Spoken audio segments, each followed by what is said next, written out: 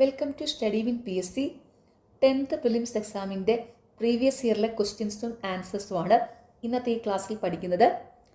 ഇതിൻ്റെ കൂടെ ഈ ക്വസ്റ്റ്യൻസുമായിട്ട് റിലേറ്റ് ചെയ്തിട്ടുള്ള ഇമ്പോർട്ടൻ്റ് ആയിട്ടുള്ള റിലേറ്റഡ് ഫാക്ട്സും കൂടെ ഇൻക്ലൂഡ് ചെയ്തിട്ടുണ്ട്. ഓക്കെ, അപ്പോൾ എല്ലാവരും നന്നായിട്ട് തന്നെ പഠിക്കുക. ഫസ്റ്റ് ക്വസ്റ്റ്യൻ, ജീവിതരസങ്ങൾ എന്ന പേരിൽ ആത്മകഥ എഴുതിയ കലാകാരൻ. Option A Chemancheri Kunhiraman Nair. ജീവിതരസങ്ങൾ എന്ന പേരിൽ ആത്മകഥ എഴുതിയ കലാകാരൻ ചേമഞ്ചേരി കുഞ്ഞിരാമൻ നായർ. കേരളസിംഹം എന്ന കൃതിയുടെ കർത്താവ് ആര്? Option B Sardar KM Panikkar. കേരളസിംഹം എന്ന കൃതിയുടെ കർത്താവ് ആര്? സർദാർ KM പണിക്കർ. പഴശ്ശിരാജയുടെ ജീവിതത്തെ ആസ്പദമാക്കി സർദാർ KM പണിക്കർ എഴുതിയ നോവലാണ് കേരളസിംഹം. അതൊന്ന് ഓർത്തു വെച്ചോണേ. പഴശ്ശിരാജയുടെ ജീവിതത്തെ ആസ്പദമാക്കി സർദാർ KM പണിക്കർ എഴുതിയ നോവലാണ് കേരളസിംഹം.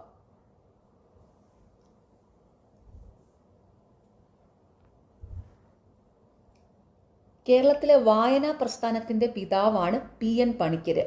കേരളത്തിലെ വായനാ പ്രസ്ഥാനത്തിന്റെ പിതാവാണ് PN പണിക്കര്.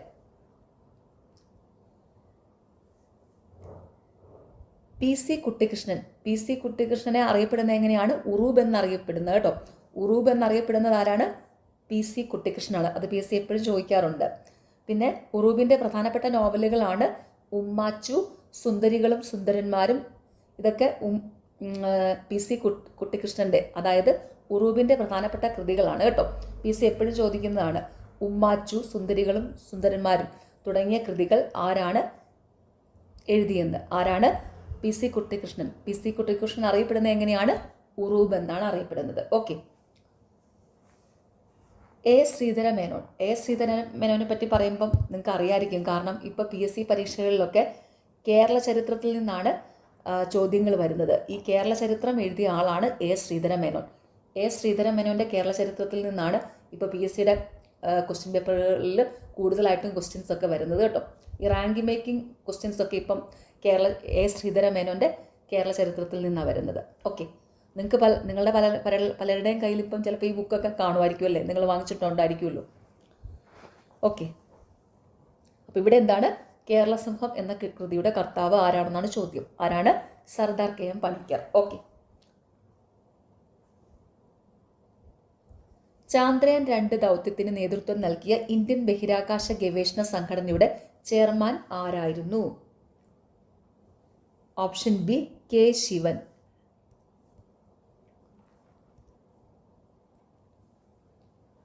ചാന്ദ്രയാൻ 2 ദൗത്യത്തിന് നേതൃത്വം നൽകിയ ഇന്ത്യൻ ബഹിരാകാശ ഗവേഷണ സംഘടനയുടെ ചെയർമാൻ ആരായിരുന്നു? K ശിവൻ.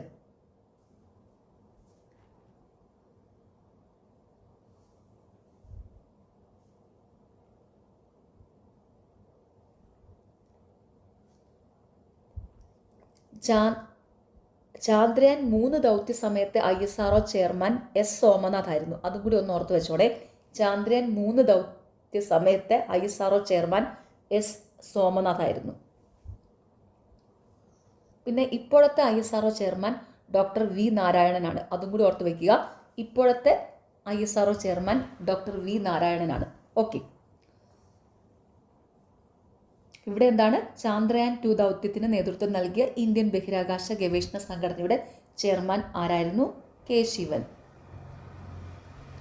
ഇന്ത്യയിൽ സമൂഹശാസ്ത്രം, സോഷ്യോളജി എന്ന പഠനശാഖ ആദ്യമായി ആരംഭിച്ചത് ഏത് സർവകലാശാലയിലാണ്? Option C Bombay university. ഇന്ത്യയിൽ സമൂഹശാസ്ത്രം, സോഷ്യോളജി എന്ന പഠനശാഖ ആദ്യമായി ആരംഭിച്ചത് ഏത് സർവകലാശാലയിലാണ്? ബോംബെ യൂണിവേഴ്സിറ്റിയിൽ. 1919 സർ പാട്രിക് ഗഡൻസിൻ്റെ നേതൃത്വത്തിലായിരുന്നു കേട്ടോ ഈ സോഷ്യോളജി ആരംഭിച്ചത്. ഓർത്ത് വയ്ക്കുക. 1919 ബോംബെ യൂണിവേഴ്സിറ്റിയിൽ പ്രൊഫസർ പാട്രിക് ഗഡൻസിൻ്റെ നേതൃത്വത്തിലാണ് സോഷ്യോളജി ഇത് ആരംഭിച്ചത്. ഓക്കെ. വിവരാവകാശ നിയമത്തിനായി പ്രയത്നിച്ച രാജസ്ഥാനിലെ സംഘടന ഏത്? ഓപ്ഷൻ ഡി മസ്ദൂർ കിസാൻ ശക്തി സംഗതൻ. അതായത് MKSS,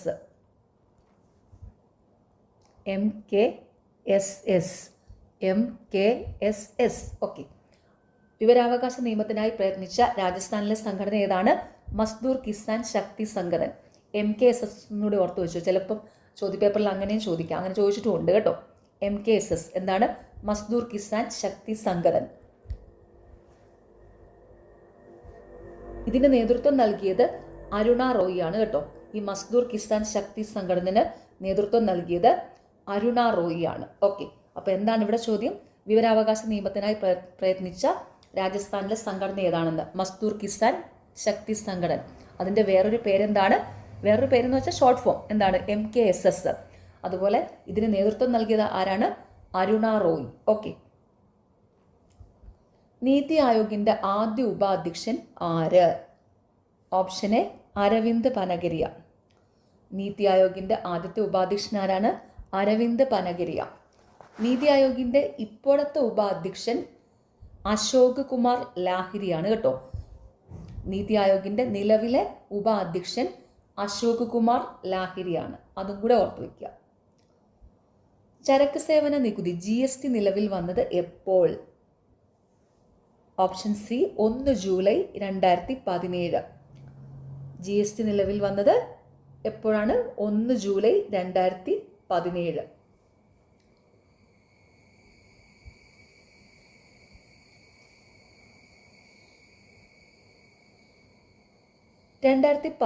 ലെ ജ്ഞാനപീഠ അവാർഡ് നേടിയ മലയാള സാഹിത്യകാരൻ ആര്? Option C Akkitham Achuthan Namboothiri. 2019 Jnanpith award നേടിയ മലയാള സാഹിത്യകാരൻ ആരാണ്? അക്കിത്തം അച്യുതൻ നമ്പൂതിരി. ജ്ഞാനപീഠം അവാർഡ് നേടിയ മലയാളികളെ ഓർത്ത് വെക്കാനുള്ള കോഡ് ഷോർട്സിലുണ്ട്, അപ്പോൾ അത് നിങ്ങൾ ഒന്ന് പഠിച്ചു വെക്കുക കേട്ടോ. ജ്ഞാനപീഠം നേടിയ മലയാളികൾ, അതിൻ്റെ കോഡ് ഷോർട്സിലുണ്ട്, അപ്പോൾ പെട്ടെന്ന് ഓർത്ത് വയ്ക്കാമല്ലോ. ഓക്കെ. ടോക്കിയോ ഒളിമ്പിക്സിൽ ജാവലിൻ ത്രോ ഇനത്തിൽ സ്വർണം നേടിയ കായിക താരം. Option D Neeraj Chopra. Tokyo ഒളിമ്പിക്സിൽ ജാവലിൻ ത്രോ ഇനത്തിൽ സ്വർണം നേടിയ കായിക താരം ആരാണ്? നീരജ് ചോപ്ര. സ്കൂൾ വിദ്യാർത്ഥികളിൽ ലഹരി ഉപയോഗം തടയുന്നതിനായി സംസ്ഥാന എക്സൈസ് വകുപ്പ് വിമുക്തിയുടെ നേതൃത്വത്തിൽ നടപ്പാക്കുന്ന പദ്ധതിയുടെ പേര്. ഓപ്ഷൻ ബി ഉണർവ്. സ്കൂൾ വിദ്യാർത്ഥികളിൽ ലഹരി ഉപയോഗം തടയുന്നതിനായി സംസ്ഥാന എക്സൈസ് വകുപ്പ് വിമുക്തിയുടെ നേതൃത്വത്തിൽ നടപ്പാക്കുന്ന പദ്ധതിയുടെ പേര് ഉണർവ്.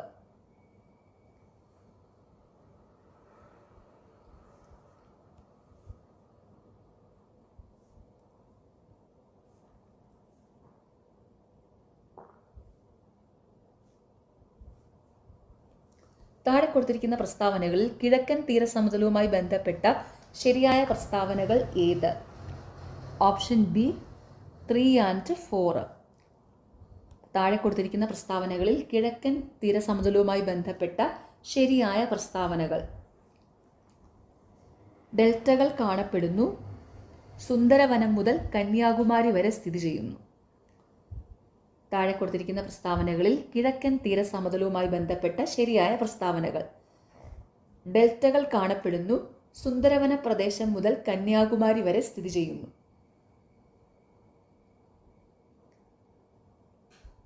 ഇന്ത്യയിലെ ഏറ്റവും ഉയരം കൂടിയ കൊടുമുടി.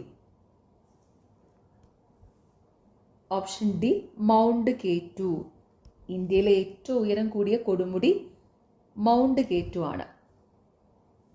മൗണ്ട് K2വിൻ്റെ മറ്റൊരു പേരാണ് ഗോഡ്വിൻ ആസ്റ്റിൻ. അതും കൂടി ഒന്ന് ഓർത്ത് വെച്ചോണേ. മൗണ്ട് K2വിൻ്റെ മറ്റൊരു പേരാണ് ഗോഡ്വിൻ ആസ്റ്റിൻ. ലോകത്തിലെ ഏറ്റവും ഉയരം കൂടിയ കൊടുമുടിയാണ് മൗണ്ട് എവറസ്റ്റ് കേട്ടോ. ലോകത്തിലെ ഏറ്റവും ഉയരം കൂടിയ കൊടുമുടി മൗണ്ട് എവറസ്റ്റ്. മൗണ്ട് എവറസ്റ്റ് സ്ഥിതി ചെയ്യുന്നത് നേപ്പാളിലാണ് കേട്ടോ. മൗണ്ട് എവറസ്റ്റ് സ്ഥിതി ചെയ്യുന്നത് നേപ്പാളിലാണ്.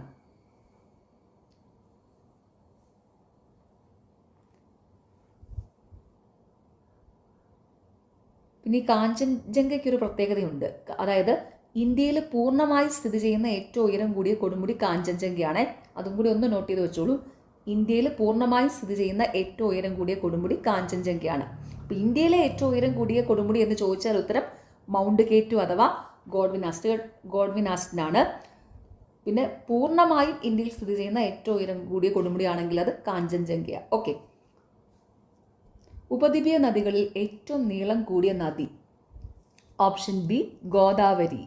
ഉപദ്വീപീയ നദികളിൽ ഏറ്റവും നീളം കൂടിയ നദി ഗോദാവരിയാണ്. കോട്ടണോപോളിസ് എന്ന് വിശേഷിപ്പിക്കപ്പെടുന്ന നഗരം?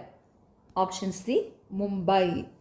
കോട്ടണോപോളിസ് എന്ന് വിശേഷിപ്പിക്കപ്പെടുന്ന നഗരം മുംബൈ.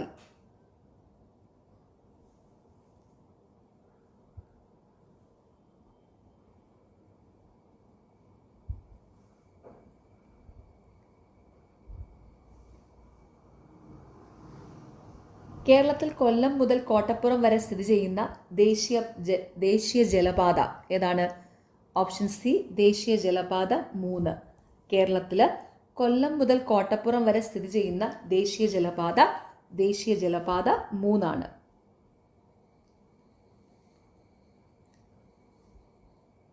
ദേശീയ ജലപാത 1 എവിടം തൊട്ട് എവിടം വരെയാണ്? അലഹബാദ് മുതൽ ഹാൽദിയ വരെയാണ്.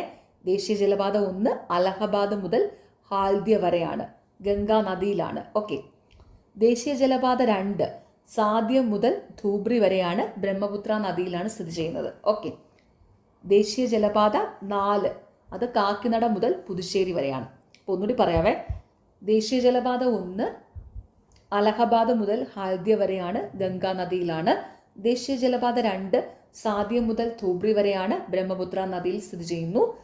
ദേശീയ ജലപാത 3 കേരളത്തിലാണ്, കൊല്ലം മുതൽ കോട്ടപ്പുറം വരെ. ദേശീയ ജലപാത 4 കാക്കിനട മുതൽ പുതുച്ചേരി വരെ. ഓക്കെ.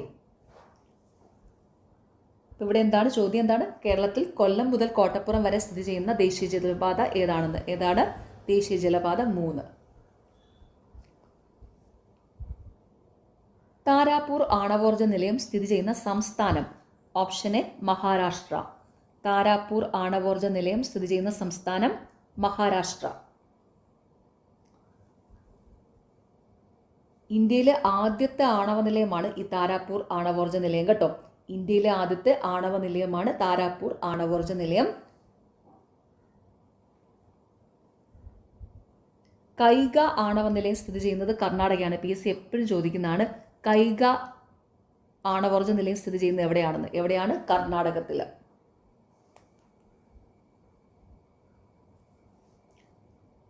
പാരമ്പര്യ ഊർജ സ്രോതസ്സിന് ഉദാഹരണം? ഓപ്ഷൻ സി കൽക്കരി.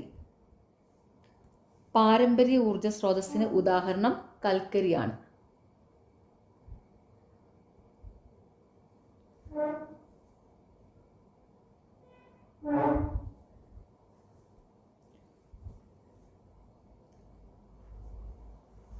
പൊതുമേഖലയിലെ ആദ്യത്തെ ഇരുമ്പുരുക്ക് വ്യവസായശാല? Option B Indian iron and steel company.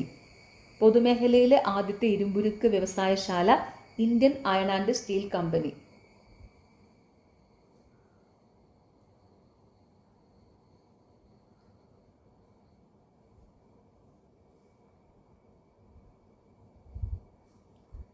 ഇന്ത്യയിൽ ആദ്യമായി പെട്രോളിയം ഖനനം ചെയ്ത പ്രദേശം? Option C Digboi. ഇന്ത്യയിൽ ആദ്യമായി പെട്രോളിയം ഖനനം ചെയ്ത പ്രദേശം ഡിഗ്ബോയ്. ഡിഗ്ബോയ് എവിടെയാണ്? ആസാമിലാണ് കേട്ടോ. ഡിഗ്ബോയ് ആസാമിലാണ്. അപ്പോൾ ഇന്ത്യയിൽ ആദ്യമായി പെട്രോളിയം ഖനനം ചെയ്ത പ്രദേശം ഡിഗ്ബോയ്.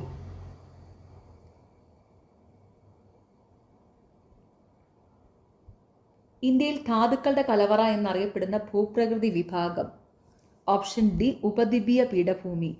ഇന്ത്യയിൽ ധാതുക്കളുടെ കലവറ എന്നറിയപ്പെടുന്ന ഭൂപ്രകൃതി വിഭാഗം ഉപദ്വീപീയ പീഠഭൂമി. താഴെ കൊടുത്തിരിക്കുന്നവയിൽ സമത്വത്തിനുള്ള അവകാശങ്ങളിൽ ഉൾപ്പെടാത്തത് ഏത്? ഓപ്ഷൻ ബി കുറ്റകൃത്യം ചെയ്തവരെ സംബന്ധിച്ചുള്ള സംരക്ഷണം. താഴെ കൊടുത്തിരിക്കുന്നതിൽ സമത്വത്തിനുള്ള അവകാശങ്ങളിൽ ഉൾപ്പെടാത്തത് ഏതാണ്? കുറ്റകൃത്യം ചെയ്തവരെ സംബന്ധിച്ചുള്ള സംരക്ഷണം.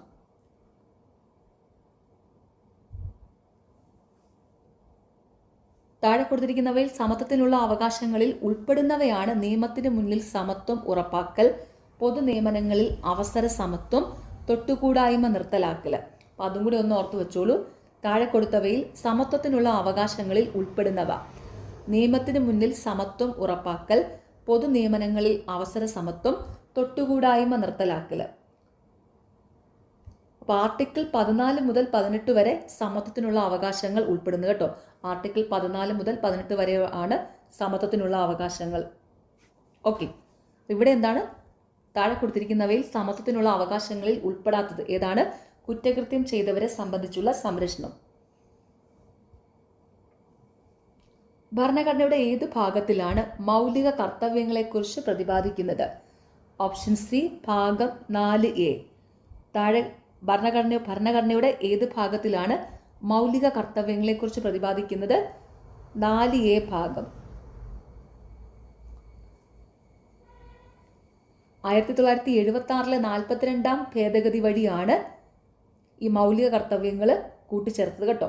മൗലിക കർത്തവ്യങ്ങൾ 1976 42-ാം ഭരണഘടനാ ഭേദഗതി വഴിയാണ് 51A അനുച്ഛേദത്തിൽ മൗലിക കർത്തവ്യങ്ങൾ കൂട്ടിച്ചേർത്തത്. ഓർത്തു വയ്ക്കുക, മൗലിക കർത്തവ്യങ്ങളെക്കുറിച്ച് പ്രതിപാദിക്കുന്ന ആർട്ടിക്കിൾ ഏതാണ്? 51A.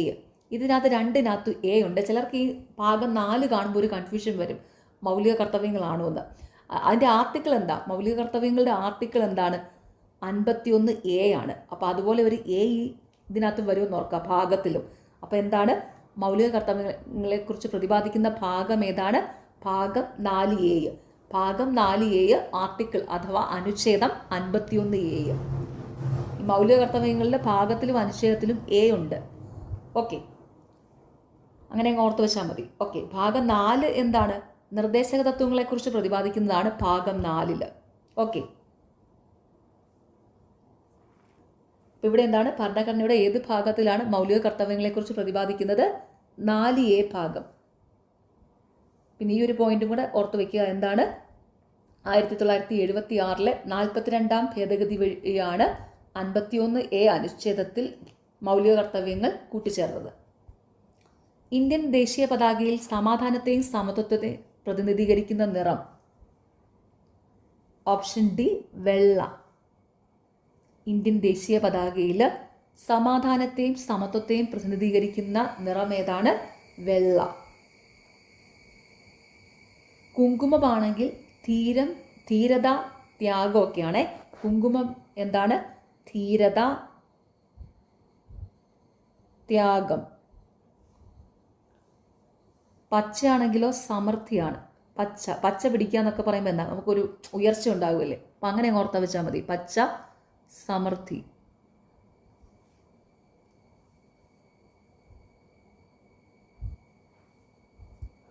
നീല അശോക ചക്രത്തിലാണ്. അത് ധർമ്മം, പുരോഗതിയൊക്കെയാണ് കേട്ടോ. ധർമ്മം അശോക ചക്രം എന്ന് പറയുമ്പം ധർമ്മം വരും. ധർമ്മം, പുരോഗതി, ധർമ്മം. ഓക്കെ, അപ്പോൾ എന്താണ്? ഇന്ത്യൻ ദേശീയ പതാകയിൽ സമാധാനത്തെയും സമത്വത്തെയും പ്രതിനിധീകരിക്കുന്ന നിറം ഏതാണ്? വെള്ള. ധീരത, ത്യാഗം ഏതാണ്? കുങ്കുമ നിറം. സമൃദ്ധിയാണെങ്കിൽ പച്ച നിറം. ധർമ്മമാണെങ്കിൽ നീല നിറം. ഓക്കെ, ധർമ്മം അശോക ചക്രത്തിലാണ് നീല നിറം ഉള്ളത്. ഓക്കെ,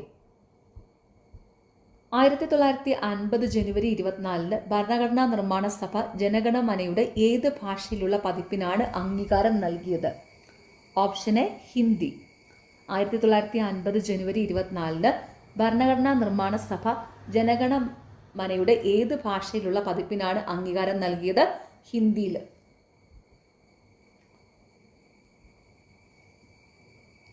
ജനഗണമന രചിച്ചതാരാണ്? രവീന്ദ്രനാഥ ടാഗോർ കേട്ടോ. എല്ലാവർക്കും അറിയാം, ജസ്റ്റ് ഒന്ന് പറഞ്ഞതേ ഉള്ളൂ. ജനഗണമന രചിച്ചിരിക്കുന്ന ആരാണ്? രവീന്ദ്രനാഥ ടാഗോർ. ഓക്കെ, ഇന്ത്യയുടെ ദേശീയ ഗീതം? Option B Vande Mataram.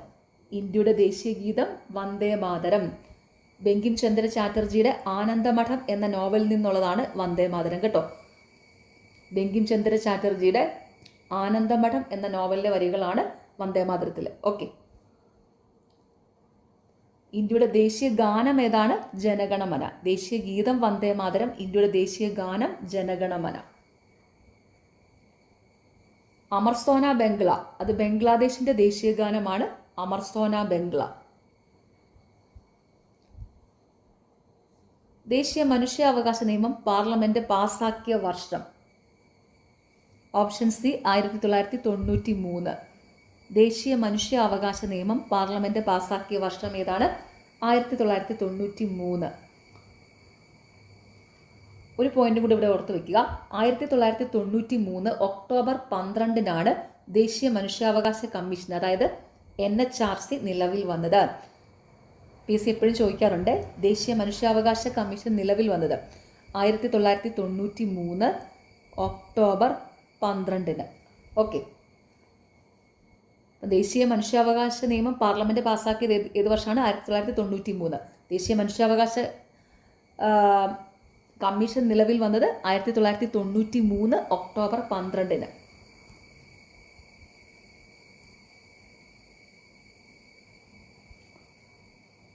അടുത്ത ചോദ്യം ഫൈനൽ ആൻസർ കീയിൽ ഡിലീറ്റഡ് ആണ് കേട്ടോ. താഴെ കൊടുത്തിരിക്കുന്നവയിൽ മതേതരത്വം എന്നതുകൊണ്ട് അർത്ഥമാക്കുന്നത്? ഓപ്ഷൻ എ, ഇന്ത്യക്കൊരു ഔദ്യോഗിക മതമില്ല. താഴെ കൊടുത്തിരിക്കുന്നവയിൽ മതേതരത്വം എന്നതുകൊണ്ട് അർത്ഥമാക്കുന്നത് എന്താണ്? ഇന്ത്യക്കൊരു ഔദ്യോഗിക മതം ഇല്ല. തൊട്ടുകൂടായ്മ നിരോധനം നിലവിൽ വന്ന വർഷം? Option C 1955. തൊട്ടുകൂടായ്മ നിരോധന നിയമം നിലവിൽ വന്ന വർഷം 1955.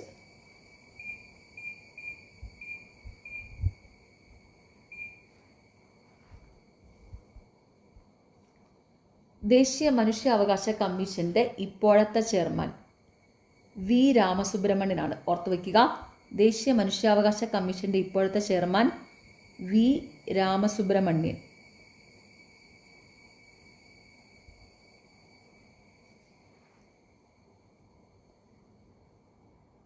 ദേശീയ മനുഷ്യാവകാശ കമ്മീഷന്റെ ഇപ്പോഴത്തെ ചെയർമാൻ വി രാമസുബ്രഹ്മണ്യൻ. ദേശീയ മനുഷ്യാവകാശ കമ്മീഷന്റെ ആദ്യത്തെ ചെയർമാൻ രംഗനാഥ മിശ്രയായിരുന്നു. അതും കൂടി ഓർത്തു വയ്ക്കുക. ദേശീയ മനുഷ്യാവകാശ കമ്മീഷന്റെ ആദ്യത്തെ ചെയർമാൻ രംഗനാഥ മിശ്രയായിരുന്നു.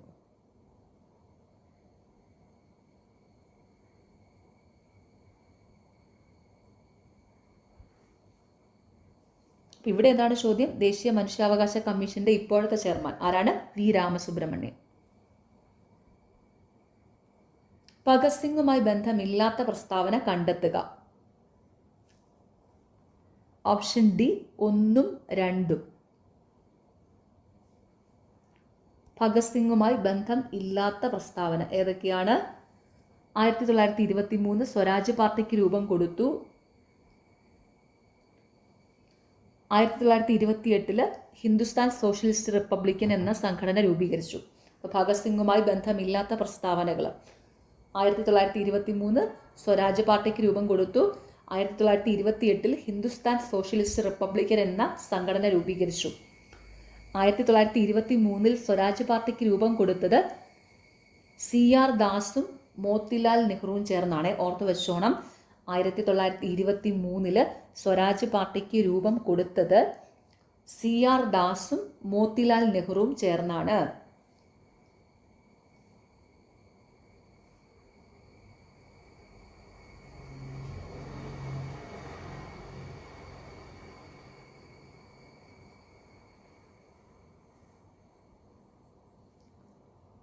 ക്വിറ്റ് ഇന്ത്യ സമരവുമായി ബന്ധം ഇല്ലാത്ത പ്രസ്താവന കണ്ടെത്തുക.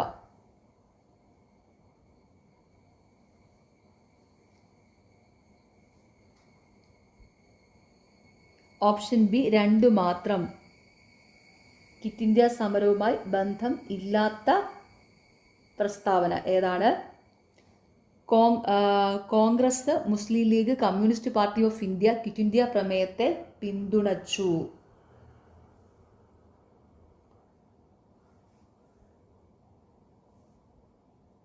അതായത് ഇവിടെ എന്താണ് വരേണ്ടത്? കമ്മ്യൂണിസ്റ്റ് പാർട്ടി ഓഫ് ഇന്ത്യയും മുസ്ലിം ലീഗും ക്വിറ്റ് ഇന്ത്യ പ്രമേയത്തെ എതിർക്കുകയായിരുന്നു കേട്ടോ. കമ്മ്യൂണിസ്റ്റ് പാർട്ടി ഓഫ് ഇന്ത്യയും മുസ്ലിം ലീഗും ക്വിറ്റ് ഇന്ത്യ പ്രമേയത്തെ എതിർക്കുകയാണ് ചെയ്തത്. അപ്പോൾ ഇവിടെ എന്താണ് തെറ്റ്? ക്വിറ്റ് ഇന്ത്യ സമരവുമായി ബന്ധമില്ലാത്ത പ്രസ്താവന ഏതാണ്? Congress, Muslim League, Communist Party of India Quit India പ്രമേയത്തെ പിന്തുണച്ചു എന്നുള്ളത്. ഈ മുസ്ലിം ലീഗും കമ്മ്യൂണിസ്റ്റ് പാർട്ടി ഓഫ് ഇന്ത്യയും ക്വിറ്റ് ഇന്ത്യ പ്രമേയത്തെ എതിർക്കുകയാണ് ചെയ്തത്. ക്വിറ്റ് ഇന്ത്യ സമരവുമായി ബന്ധമുള്ള പ്രസ്താവനകളാണ് ഇവിടെ 1ഉം 3ഉം. അതേതൊക്കെയാണെന്ന് പറയാം. ഗാന്ധിജിയുടെ നേതൃത്വത്തിൽ നടത്തിയ അവസാനത്തെ ബഹുജന സമരം ബ്രിട്ടീഷ് സർക്കാർ സ്റ്റാഫ്രോഡ് ക്രിപ്സിന് കീഴിൽ ഒരു ദൗത്യ സംഘത്തെ ഇന്ത്യയിലേക്ക് അയച്ചു. അപ്പോൾ ആ 2 പോയിന്റ്സ് ഓർത്ത് വെക്കുക കേട്ടോ. അതിൽ ഗാന്ധിജിയുടെ നേതൃത്വത്തിൽ നടത്തിയ അവസാനത്തെ ബഹുജന സമരം ഏതാണെന്ന് PSCയുടെ മിക്ക പരീക്ഷകളിലും ചോദിക്കാറുണ്ട്. ഏതാണ്? ക്വിറ്റ് ഇന്ത്യ സമരം. ഓക്കെ, ഗാന്ധിജിയുടെ നേതൃത്വത്തിൽ നടത്തിയ അവസാനത്തെ ബഹുജന സമരം ക്വിറ്റ് ഇന്ത്യ സമരമാണ്. ഓക്കെ, അപ്പോൾ ഇവിടെ എന്താണ്? ക്വിറ്റ് ഇന്ത്യ സമരവുമായി ബന്ധമുള്ള പ്രസ്താവനകൾ അത് ഏതൊക്കെയാണെന്ന് പറയാം. 1ഉം 3ഉം. ഗാന്ധിജിയുടെ നേതൃത്വത്തിൽ നടത്തിയ അവസാനത്തെ ബഹുജന സമരം ബ്രിട്ടീഷ് സർക്കാർ സ്റ്റാഫ്രോഡ് ക്രിപ്സിന് കീഴിൽ ഒരു ദൗത്യ സംഘത്തെ ഇന്ത്യയിലേക്ക് അയച്ചു. മൗലാന അബ്ദുൽ കലാം ആസാദിനെ സംബന്ധിച്ച് തെറ്റായ പ്രസ്താവന കണ്ടെത്തുക. ഓപ്ഷൻ ഡി 4 മാത്രം. മൗലാന അബ്ദുൽ കലാം ആസാദിനെ സംബന്ധിച്ചുള്ള തെറ്റായ പ്രസ്താവന: നൈതാലിം എന്ന വിദ്യാഭ്യാസ പദ്ധതി ആസൂത്രണം ചെയ്തു. നൈതാലിം എന്ന വിദ്യാഭ്യാസ പദ്ധതി ആസൂത്രണം ചെയ്തത് ആരാണ്? ഗാന്ധിജിയാണ്. നൈതാലിം എന്ന വിദ്യാഭ്യാസ പദ്ധതി ആസൂത്രണം ചെയ്തത് ഗാന്ധിജിയാണ്. അപ്പോൾ ഇവിടെ എന്താണ്? മൗലാന അബ്ദുൽ കലാം ആസാദിനെ സംബന്ധിച്ച് തെറ്റായ പ്രസ്താവന ഏതാ? നൈതാലിം എന്ന വിദ്യാഭ്യാസ പദ്ധതി ആസൂത്രണം ചെയ്തു. അതാരാണ്? നൈതാലിം എന്ന വിദ്യാഭ്യാസ പദ്ധതി ആസൂത്രണം ചെയ്തത്. ഇമ്പോർട്ടൻ്റ് ആണ്, ഓർത്ത് വെച്ചോണം. ഗാന്ധിജിയാണ്. PSC എപ്പോഴും ചോദിക്കാറുണ്ട്. ഓക്കെ, അപ്പോൾ ഇവിടെ ഇനി ഈ തന്നിരിക്കുന്ന ചോദ്യത്തിൽ മൗലാന അബ്ദുൽ കലാം ആസാദിനെ കുറിച്ചുള്ള ശരിയായ പ്രസ്താവനകളാണ് 1ഉം 2ഉം 3ഉം. അപ്പോൾ അത് ഏതൊക്കെയാണെന്ന് നോക്കാം. സ്വതന്ത്ര ഇന്ത്യയിലെ ആദ്യത്തെ വിദ്യാഭ്യാസ മന്ത്രി മൗലാന അബ്ദുൽ കലാം ആസാദിന്റെ ജന്മദിനം നവംബർ 11 ദേശീയ വിദ്യാഭ്യാസ ദിനമായി ആചരിക്കുന്നു. ആസാദിന്റെ പുസ്തകം ഇന്ത്യ വിൻസ് ഫ്രീഡം. ഈ 3 പോയിന്റ്സ് ഇമ്പോർട്ടൻ്റ് ആണ്. PSC മിക്ക പരീക്ഷയിലും ചോദിക്കാറുമുണ്ട്. പ്രത്യേകം നോട്ട് ചെയ്യുക. എന്താണ്? സ്വതന്ത്ര ഇന്ത്യയിലെ ആദ്യത്തെ വിദ്യാഭ്യാസ മന്ത്രി ആരാണ്? മൗലാന അബ്ദുൽ കലാം ആസാദ്. മൗലാന അബ്ദുൽ കലാം ആസാദിന്റെ ജന്മദിനമായ നവംബർ 11 ദേശീയ വിദ്യാഭ്യാസ ദിനമായി ആചരിക്കുന്നു. ഇന്ത്യയിലെ ദേശീയ വിദ്യാഭ്യാസ ദിനം ഏതാണ്? നവംബർ 11. മൗലാന അബ്ദുൽ കലാം ആസാദിന്റെ പുസ്തകമാണ് ഇന്ത്യ വിൻസ് ഫ്രീഡം. മൗലാന അബ്ദുൽ കലാം ആസാദിന്റെ പുസ്തകമാണ് ഇന്ത്യ വിൻസ് ഫ്രീഡം. ഓക്കെ, സ്വാതന്ത്ര്യാനന്തര ഇന്ത്യ നേരിട്ട പ്രധാന വെല്ലുവിളികളിൽ ഉൾപ്പെടാത്തത് കണ്ടെത്തുക. ഓപ്ഷൻ സി 3 മാത്രം. സ്വാതന്ത്ര്യത്തിന് ശേഷവും ഇന്ത്യയിൽ ബ്രിട്ടീഷ് അധീന പ്രദേശങ്ങൾ.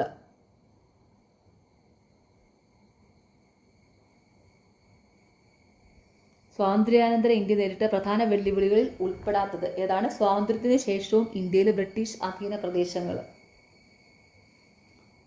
സ്വാതന്ത്ര്യാനന്തര ഇന്ത്യ നേരിട്ട പ്രധാന വെല്ലുവിളികളിൽ ഉൾപ്പെടുന്നവയാണ് തന്നിരിക്കുന്നതിൽ 1ഉം 2ഉം 4ഉം. അപ്പോൾ അത് ഏതൊക്കെയാണെന്ന് നോക്കാം. സ്വാതന്ത്ര്യാനന്തര ഇന്ത്യ നേരിട്ട പ്രധാന വെല്ലുവിളികളിൽ ഉൾപ്പെടുന്നവ: അഭയാർത്ഥി പ്രവാഹം, വർഗീയ ലഹള, നാട്ടുരാജ്യങ്ങളുടെ സംയോജനം. ഓർത്തു വെച്ചോണേ, അത് ഇമ്പോർട്ടൻ്റ് പോയിന്റാണ്. സ്വാതന്ത്ര്യാനന്തര ഇന്ത്യ നേരിട്ട പ്രധാന വെല്ലുവിളികൾ ഏതൊക്കെയാണ്? അഭയാർത്ഥി പ്രവാഹം, വർഗീയ ലഹള, നാട്ടുരാജ്യങ്ങളുടെ സംയോജനം. ഇന്ത്യൻ സ്വാതന്ത്ര്യ സമര കാലത്ത് ദേശീയ വിദ്യാഭ്യാസത്തിൻ്റെയും കലയുടെയും വളർച്ചയ്ക്ക് നിരവധി വിദ്യാലയങ്ങൾ സ്ഥാപിക്കപ്പെട്ടു. ഈ പ്രസ്താവനയുമായി യോജിക്കാത്തവ കണ്ടെത്തുക. ഓപ്ഷൻ ബി 2 മാത്രം. യോജിക്കാത്ത പ്രസ്താവന ഏതാണ്? William Jones Asiatic society of Bengal സ്ഥാപിച്ചു.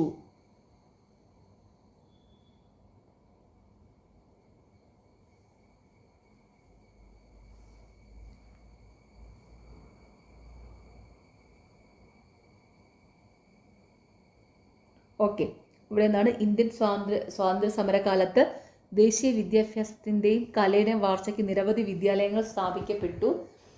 ഈ പ്രസ്താവനയുമായി യോജിക്കാത്തത് കണ്ടെത്തുക. ഏതാണ്? William Jones Asiatic society of Bengal സ്ഥാപിച്ചു. ഓക്കെ, അപ്പോൾ ഇവിടെ ഇന്ത്യൻ സ്വാതന്ത്ര്യ സമരകാലത്ത് ദേശീയ വിദ്യാഭ്യാസത്തിൻ്റെയും കലയുടെയും വളർച്ചയ്ക്ക് നിരവധി വിദ്യാലയങ്ങൾ സ്ഥാപിക്കപ്പെട്ടു. ഈ പ്രസ്താവനയുമായി യോജിക്കുന്ന പ്രസ്താവനകളാണ് ഇവിടെ 1ഉം 3ഉം 4ഉം. അപ്പോൾ അത് ഏതൊക്കെയാണെന്ന് നോക്കാം. 1916 DK കാർവെ ഇന്ത്യയിലെ ആദ്യത്തെ വനിതാ സർവകലാശാല സ്ഥാപിച്ചു. രവീന്ദ്രനാഥ ടാഗോർ ബംഗാളിൽ വിശ്വഭാരതി സർവകലാശാല സ്ഥാപിച്ചു. മഹാകവി വള്ളത്തോൾ നാരായണ മേനോൻ തൃശ്ശൂരിൽ കേരള കലാമണ്ഡലം സ്ഥാപിച്ചു.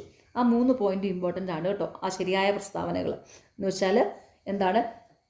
1916 DK കാർവെ ഇന്ത്യയിലെ ആദ്യത്തെ വനിതാ സർവകലാശാല സ്ഥാപിച്ചു. PSC എപ്പോഴും ചോദിക്കുന്നതാണ് ഇന്ത്യയിലെ ആദ്യത്തെ വനിതാ സർവകലാശാല സ്ഥാപിച്ചത് ആരാണെന്ന്. ആരാണ്? DK കാർവെ 1916. പിന്നെ PSCയുടെ സ്ഥിരം ചോദ്യമാണ് വിശ്വഭാരതി സർവകലാശാല സ്ഥാപിച്ചത് ആരാണെന്ന്. ആരാണ്? രവീന്ദ്രനാഥ ടാഗോർ ആണ്, ബംഗാളിൽ കേട്ടോ. അപ്പോൾ രവീന്ദ്രനാഥ ടാഗോർ ബംഗാളിൽ വിശ്വഭാരതി സർവകലാശാല സ്ഥാപിച്ചു. പിന്നെ അടുത്ത പോയിന്റ് ഏതാണ്? മഹാകവി വള്ളത്തോൾ നാരായണ മേനോൻ തൃശ്ശൂരിൽ കേരള കലാമണ്ഡലം സ്ഥാപിച്ചു. PSC എപ്പോഴും ചോദിക്കുന്ന കേരള കലാമണ്ഡലം സ്ഥാപിച്ച കവി ആരാണെന്ന്. ആരാണ്? വള്ളത്തോൾ നാരായണ മേനോൻ. ഓക്കെ, ശരിയായ ജോഡികൾ കണ്ടെത്തുക. Option C 1 4. Nation Gopalakrishna Gokhale, Kesari Maratha, Balagangadhara Tilak. ശരിയായ ജോഡികൾ ഏതൊക്കെയാണ്? Nation Gopalakrishna Gokhale, Kesari Maratha, Balagangadhara Tilak. Voice of India Dadabhai നവറോജിയാണ് കേട്ടോ. PSC എപ്പോഴും ചോദിക്കാറുണ്ട് വോയിസ് ഓഫ് ഇന്ത്യ ആരാണ്? ദാദാഭായി നവറോജി. ദാദാഭായി നവറോജി. വന്ദേമാതരം. വന്ദേമാതരം വന്ദേമാതരം ലാലാ ലജ്പത് റായിയുടെയാണ് കേട്ടോ. വന്ദേമാതരം ലാലാ ലജ്പത് റായി. ലാലാ ലജ്പത് റായി പിന്നെ അരവിന്ദോ ഘോഷും ഉണ്ട് കേട്ടോ. ഈ വന്ദേമാതരം എന്ന് പറയുന്ന പത്രം പലരും ഉണ്ട്, പലരും സ്ഥാപിച്ചിട്ടുണ്ട്. അപ്പോൾ അതിൽ പ്രധാനപ്പെട്ടത് ലാലാ ലജ്പത് റായി, അതുപോലെ തന്നെ അരവിന്ദോ ഘോഷും ഉണ്ട് കേട്ടോ. അപ്പോൾ ഈ തന്നിരിക്കുന്നതിൽ നമുക്കൊന്ന് പറയാം. 2 3 തിരിഞ്ഞു പോയ പോലെ വരും. അതായത് എന്ത് വരും? വോയിസ് ഓഫ് ഇന്ത്യ ആണെങ്കിൽ ദാദാഭായി നവറോജി വരും. അതുപോലെ വന്ദേമാതരം ആണെങ്കിൽ അത് ലാലാ ലജ്പത് റായ് ഇങ്ങനെ വരും. ഇങ്ങനെ വന്നിരുന്നത് കറക്റ്റ് ആയിരുന്നു. അപ്പോൾ നമ്മൾ തെറ്റിയതൊന്ന് കറക്റ്റ് ചെയ്ത് പറയുവാണ്. Voice of India Dadabhai Naoroji, Vande Mataram Lala Lajpat Rai. പക്ഷേ ഈ വന്ദേമാതരം ലാലാ ലജ്പത് റായ് പോലെ തന്നെ അരവിന്ദോ ഘോഷും അങ്ങനെ ഒരു പത്രം സ്ഥാപിച്ചിട്ടുണ്ട്. അപ്പോൾ അതും കൂടെ നിങ്ങൾ ജസ്റ്റ് ഒന്ന് ഓർത്ത് വെക്കുക കേട്ടോ.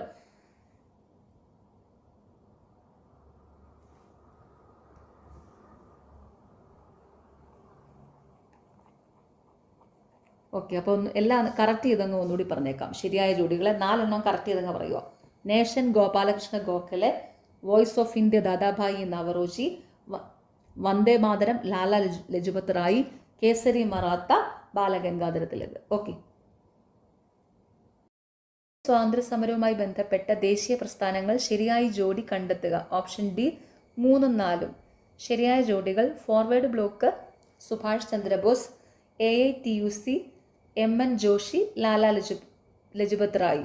അപ്പോൾ ഇന്ത്യൻ സ്വാതന്ത്ര്യ സമരവുമായി ബന്ധപ്പെട്ട ദേശീയ പ്രസ്ഥാനങ്ങൾ ശരിയായ ജോഡി കണ്ടെത്തുക.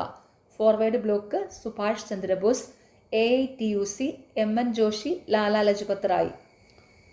ഗദ്ദാർ പാർട്ടി സ്ഥാപിച്ചത് ലാലാ ഹർദയാലും സോഹൻ സിംഗും ചേർന്നാണ്. ഓർത്തു വയ്ക്കുക, ഗദ്ദാർ പാർട്ടി രൂപീകരിച്ചത് ലാലാ ഹർദയാലും സോഹൻ സിംഗും ചേർന്നാണ്.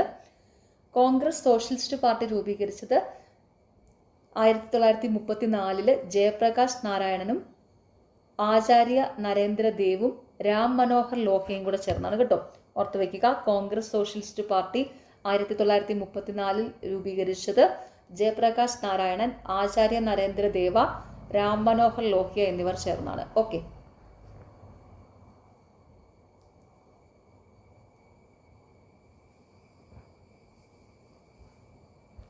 ദാദാഭായി നവറോജിയെ സംബന്ധിച്ച തെറ്റായ പ്രസ്താവന കണ്ടെത്തുക. ഓപ്ഷൻ ഡി 4 മാത്രം. INCയുടെ ആദ്യ പ്രസിഡന്റ്. INCയുടെ ആദ്യത്തെ പ്രസിഡന്റ് ആരായിരുന്നു? WC ബാനർജി ആയിരുന്നു. INCയുടെ ആദ്യ പ്രസിഡന്റ് WC ബാനർജി ആയിരുന്നു. ദാദാഭായി INCയുടെ 2ാമത്തെ പ്രസിഡന്റ് ആയിരുന്നു കേട്ടോ. ദാദാഭായി നവറോജി INCയുടെ 2ാമത്തെ പ്രസിഡന്റ് ആയിരുന്നു. ആദ്യത്തെ പ്രസിഡന്റ് WC ബാനർജിയാണ്. ഓക്കെ, അപ്പോൾ ദാദാഭായി നവറോജിയെ സംബന്ധിച്ച തെറ്റായ പ്രസ്താവന ഏതാണ്? INCയുടെ ആദ്യ പ്രസിഡന്റ്. ദാദാഭായി നവറോജിയെ സംബന്ധിച്ചുള്ള ശരിയായ പ്രസ്താവനകളാണ് 1, 2, 3. അപ്പോൾ അത് ഏതൊക്കെയാണെന്ന് നോക്കാം. ബ്രിട്ടീഷ് ഭരണകാലത്ത് ഇന്ത്യൻ സമ്പദ് വ്യവസ്ഥയിലുണ്ടായ തകർച്ച സംബന്ധിച്ച് ചോർച്ചാ സിദ്ധാന്തം ആവിഷ്കരിച്ചു. കോൺഗ്രസിന് ഇന്ത്യൻ നാഷണൽ കോൺഗ്രസ് എന്ന പേര് നിർദ്ദേശിച്ചു. ഇന്ത്യയുടെ വന്ധ്യവയോധികൻ എന്നറിയപ്പെടുന്നു. ഓർത്ത് വെച്ചോണം, 3 പോയിന്റ്സ് ഇമ്പോർട്ടൻ്റ് ആണ്, PSC എപ്പോഴും ചോദിക്കാറുണ്ട്. ദാദാഭായ് നവറോജിയെ സംബന്ധിച്ച ശരിയായ പ്രസ്താവനകൾ. ബ്രിട്ടീഷ് ഭരണകാലത്ത് ഇന്ത്യൻ സമ്പദ് വ്യവസ്ഥയിലുണ്ടായ തകർച്ച സംബന്ധിച്ച് ചോർച്ചാ സിദ്ധാന്തം ആവിഷ്കരിച്ചു. കോൺഗ്രസിന് ഇന്ത്യൻ നാഷണൽ കോൺഗ്രസ് എന്ന പേര് നിർദ്ദേശിച്ചു. ഇന്ത്യയുടെ വന്ധ്യവയോധികൻ എന്നറിയപ്പെടുന്നു. PSC എപ്പോഴും ചോദിക്കാറുണ്ട് ഇന്ത്യൻ നാഷണൽ കോൺഗ്രസ് എന്ന പേര് നിർദ്ദേശിച്ചത് ആരാണെന്ന്. ഇന്ത്യൻ നാഷണൽ കോൺഗ്രസ് എന്ന പേര് നിർദ്ദേശിച്ചത് ആരാണ്? ദാദാഭായ് നവറോജി. അതുപോലെ ഇന്ത്യയുടെ വന്ധ്യവയോധികൻ എന്നറിയപ്പെടുന്നത് ആരാണ്? ദാദാഭായ് നവറോജി. അതുപോലെ ചോർച്ചാ സിദ്ധാന്തം ആവിഷ്കരിച്ചത് ആരാണ്? Dadabhai Naoroji. Okay.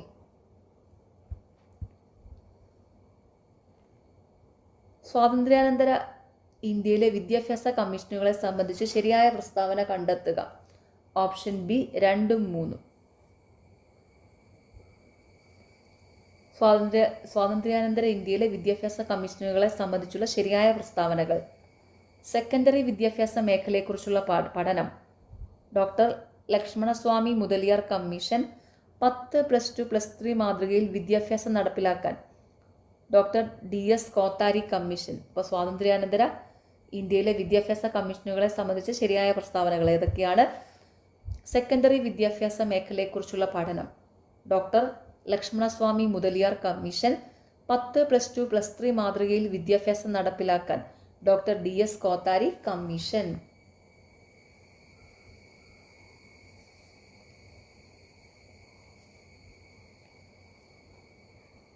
Operation black board 1986 ദേശീയ വിദ്യാഭ്യാസ നയത്തിൻ്റെ ഭാഗമാണ്. അതെപ്പോഴും PSC ചോദിച്ചിട്ടുള്ള ചോദ്യമാണ്. ഓപ്പറേഷൻ ബ്ലാക്ക് ബോർഡ് ഇത് 1986 ദേശീയ വിദ്യാഭ്യാസ നയത്തിൻ്റെ ഭാഗമാണ്.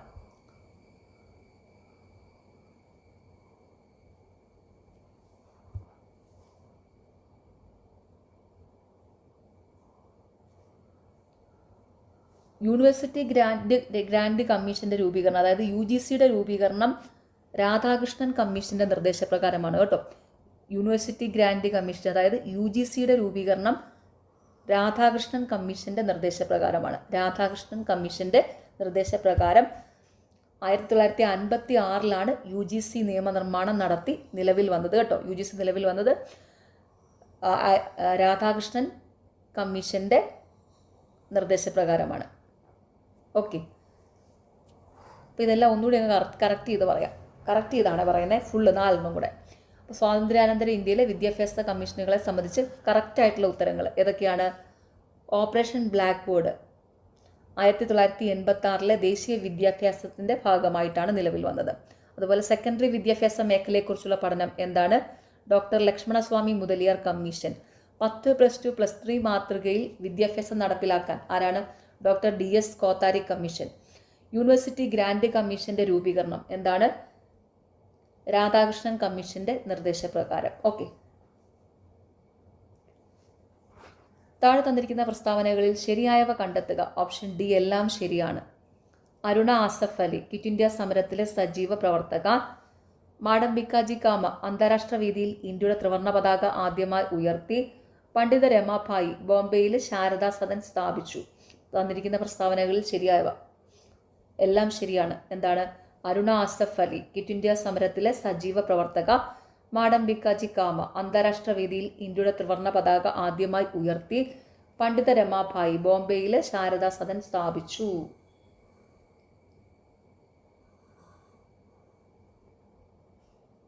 താഴെ പറയുന്ന വസ്തുക്കളിൽ ശരിയായത് കണ്ടെത്തുക. Option C 1, 2, 4. ശരിയായ വസ്തുതകൾ ഏതൊക്കെയാണ്? Option C 1, 2, 4. ശരിയായ വസ്തുതകൾ 1789 ടിപ്പു സുൽത്താൻ കേരളം ആക്രമിക്കുന്നു. 788 ശ്രീ ശങ്കരാചാര്യർ ജനിച്ചു. 1341 വെള്ളപ്പൊക്കത്തെ തുടർന്ന് മൂസിലസ് തുറമുഖം അപ്രത്യക്ഷമാവുകയും കൊച്ചി തുറമുഖം രൂപം കൊള്ളുകയും ചെയ്യുന്നു. അപ്പോൾ ഏതൊക്കെയാണ് താഴെ പറയുന്നതിൽ ശരിയായ വസ്തുതകൾ? 1789 ടിപ്പു സുൽത്താൻ കേരളം ആക്രമിക്കുന്നു. 788 ശങ്കരാചാര്യർ ജനിച്ചു. 1341 വെള്ളപ്പൊക്കത്തെ തുടർന്ന് മൂസിരസ് തുറമുഖം അപ്രത്യക്ഷമാവുകയും കൊച്ചി തുറമുഖം രൂപം കൊള്ളുകയും ചെയ്യുന്നു. കൂനൻകുരിശ് സത്യം നടന്നത് 1653 അതൊന്ന് ഓർത്തു വെച്ചോണം, PSC എപ്പോഴും ചോദിക്കാറുണ്ട്. കൂനൻകുരിശ് സത്യം നടന്നത് 1653. അതെപ്പോഴും നമുക്ക് കാണുമ്പോൾ ഒരു കൺഫ്യൂഷനും വരും ഏതാണെന്ന് കേട്ടോ. അപ്പോൾ കൂനൻകുരിശ് സത്യം ഏതാണ്? 1653.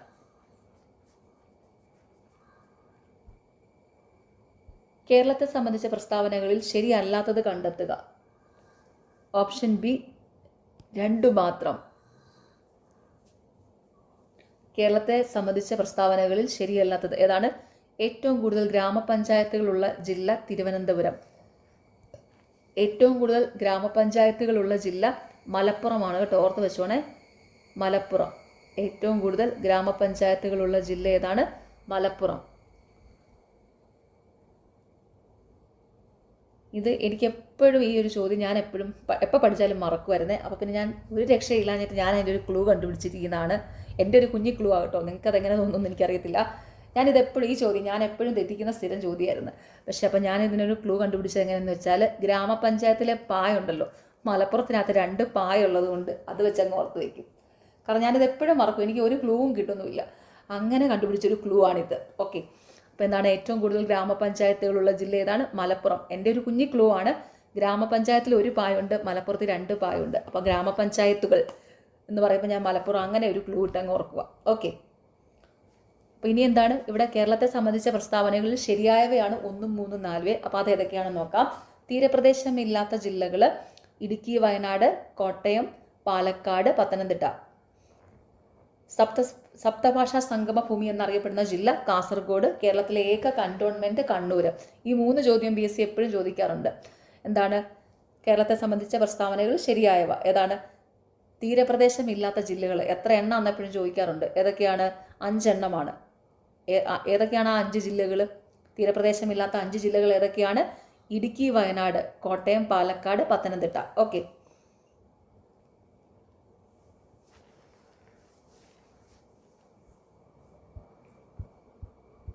കേരളത്തിലെ കായലുകളെ സംബന്ധിച്ച പ്രസ്താവനകളിൽ ശരിയായത് കണ്ടെത്തുക. Option C 2, 3. അപ്പോൾ കേരളത്തിലെ കായലുകളെ സംബന്ധിച്ച ശരിയായ പ്രസ്താവനകൾ ഏതൊക്കെയാണ്? വേമ്പനാട്ട് കായലിലെ പുന്നമടയിൽ പ്രശസ്തമായ നെഹ്റു ട്രോഫി വള്ളംകളി നടത്തുന്നു. നീണ്ടകര അഴിമുഖം അഷ്ടമുടി കായലിനെ അറബിക്കടലുമായി ബന്ധിപ്പിക്കുന്നു. നോക്കിക്കേ, എന്താണ്? കേരളത്തിലെ കായലുകളെ സംബന്ധിച്ച പ്രസ്താവനകളിൽ ശരിയായത് ഏതൊക്കെയാണ്? വേമ്പനാട്ട് കായലിലെ പുന്നമട കായലിലെ പ്രശസ്തമായ നെഹ്റു ട്രോഫി വള്ളംകളി നടത്തുന്നു. നീണ്ടകര അഴിമുഖം അഷ്ടമുടി കായലിനെ അറബിക്കടലുമായി ബന്ധിപ്പിക്കുന്നു.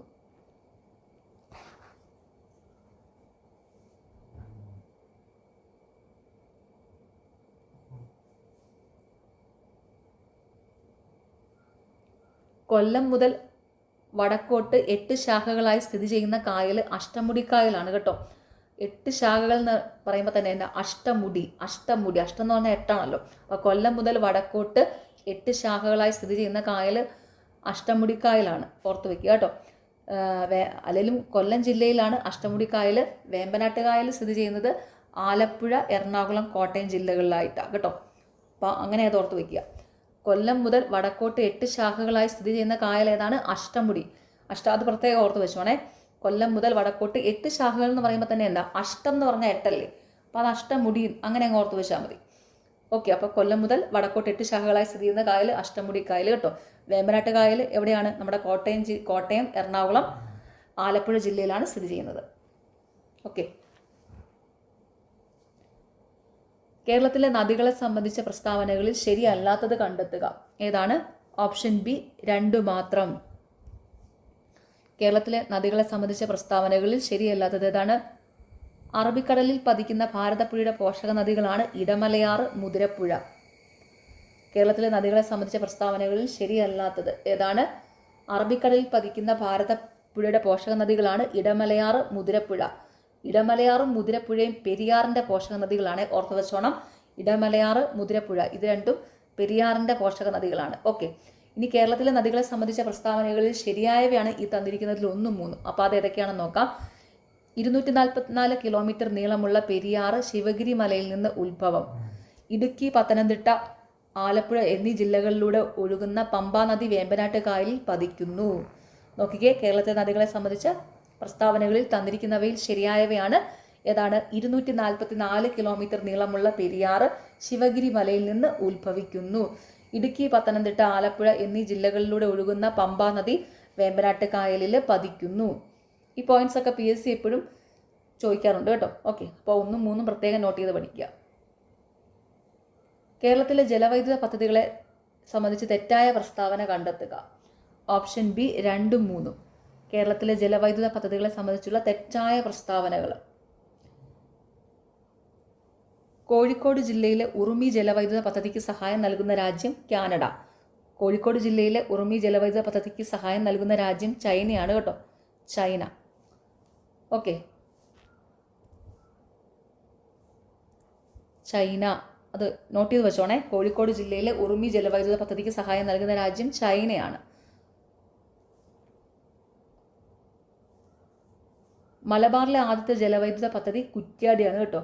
മലബാറിലെ ആദ്യത്തെ ജലവൈദ്യുത പദ്ധതി ഏതാണ്? കുറ്റ്യാടി. മലബാറിലെ ആദ്യത്തെ ജലവൈദ്യുത പദ്ധതി ഏതാണ്? കുറ്റ്യാടിയാണ്. ഇവിടെ കൊടുത്തിരിക്കുന്ന ശബരിഗിരി എന്നാണ്. ശബരിഗിരി അല്ല, കുറ്റ്യാടിയാണ് മലബാറിലെ ആദ്യത്തെ ജലവൈദ്യുത പദ്ധതി. ഓർത്തു വയ്ക്കുക, PSC എപ്പോഴും ചോദിക്കാറുണ്ട്. മലബാറിലെ ആദ്യത്തെ ജലവൈദ്യുത പദ്ധതി ഏതാണെന്ന്. ഏതാണ്? കുറ്റ്യാടിയാണ് കറക്റ്റ് കേട്ടോ, ശബരിഗിരി അല്ല.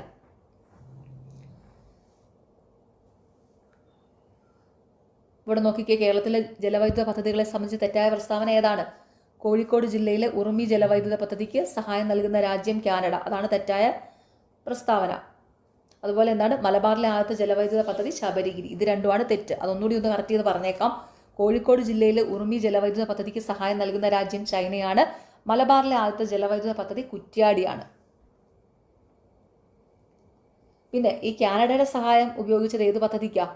ഇടുക്കി ജലവൈദ്യുത പദ്ധതിക്കാണ് കേട്ടോ. ഇടുക്കി പദ്ധതിക്കാണ് കാനഡയുടെ സഹായം ഉപയോഗിച്ചത്. ഇടുക്കി പദ്ധതിക്കാണ് കാനഡയുടെ സഹായം ഉപയോഗിച്ചത് കേട്ടോ. കാനഡയുടെ സഹായം ഇടുക്കി ജലവൈദ്യുത പദ്ധതിക്കാണ്.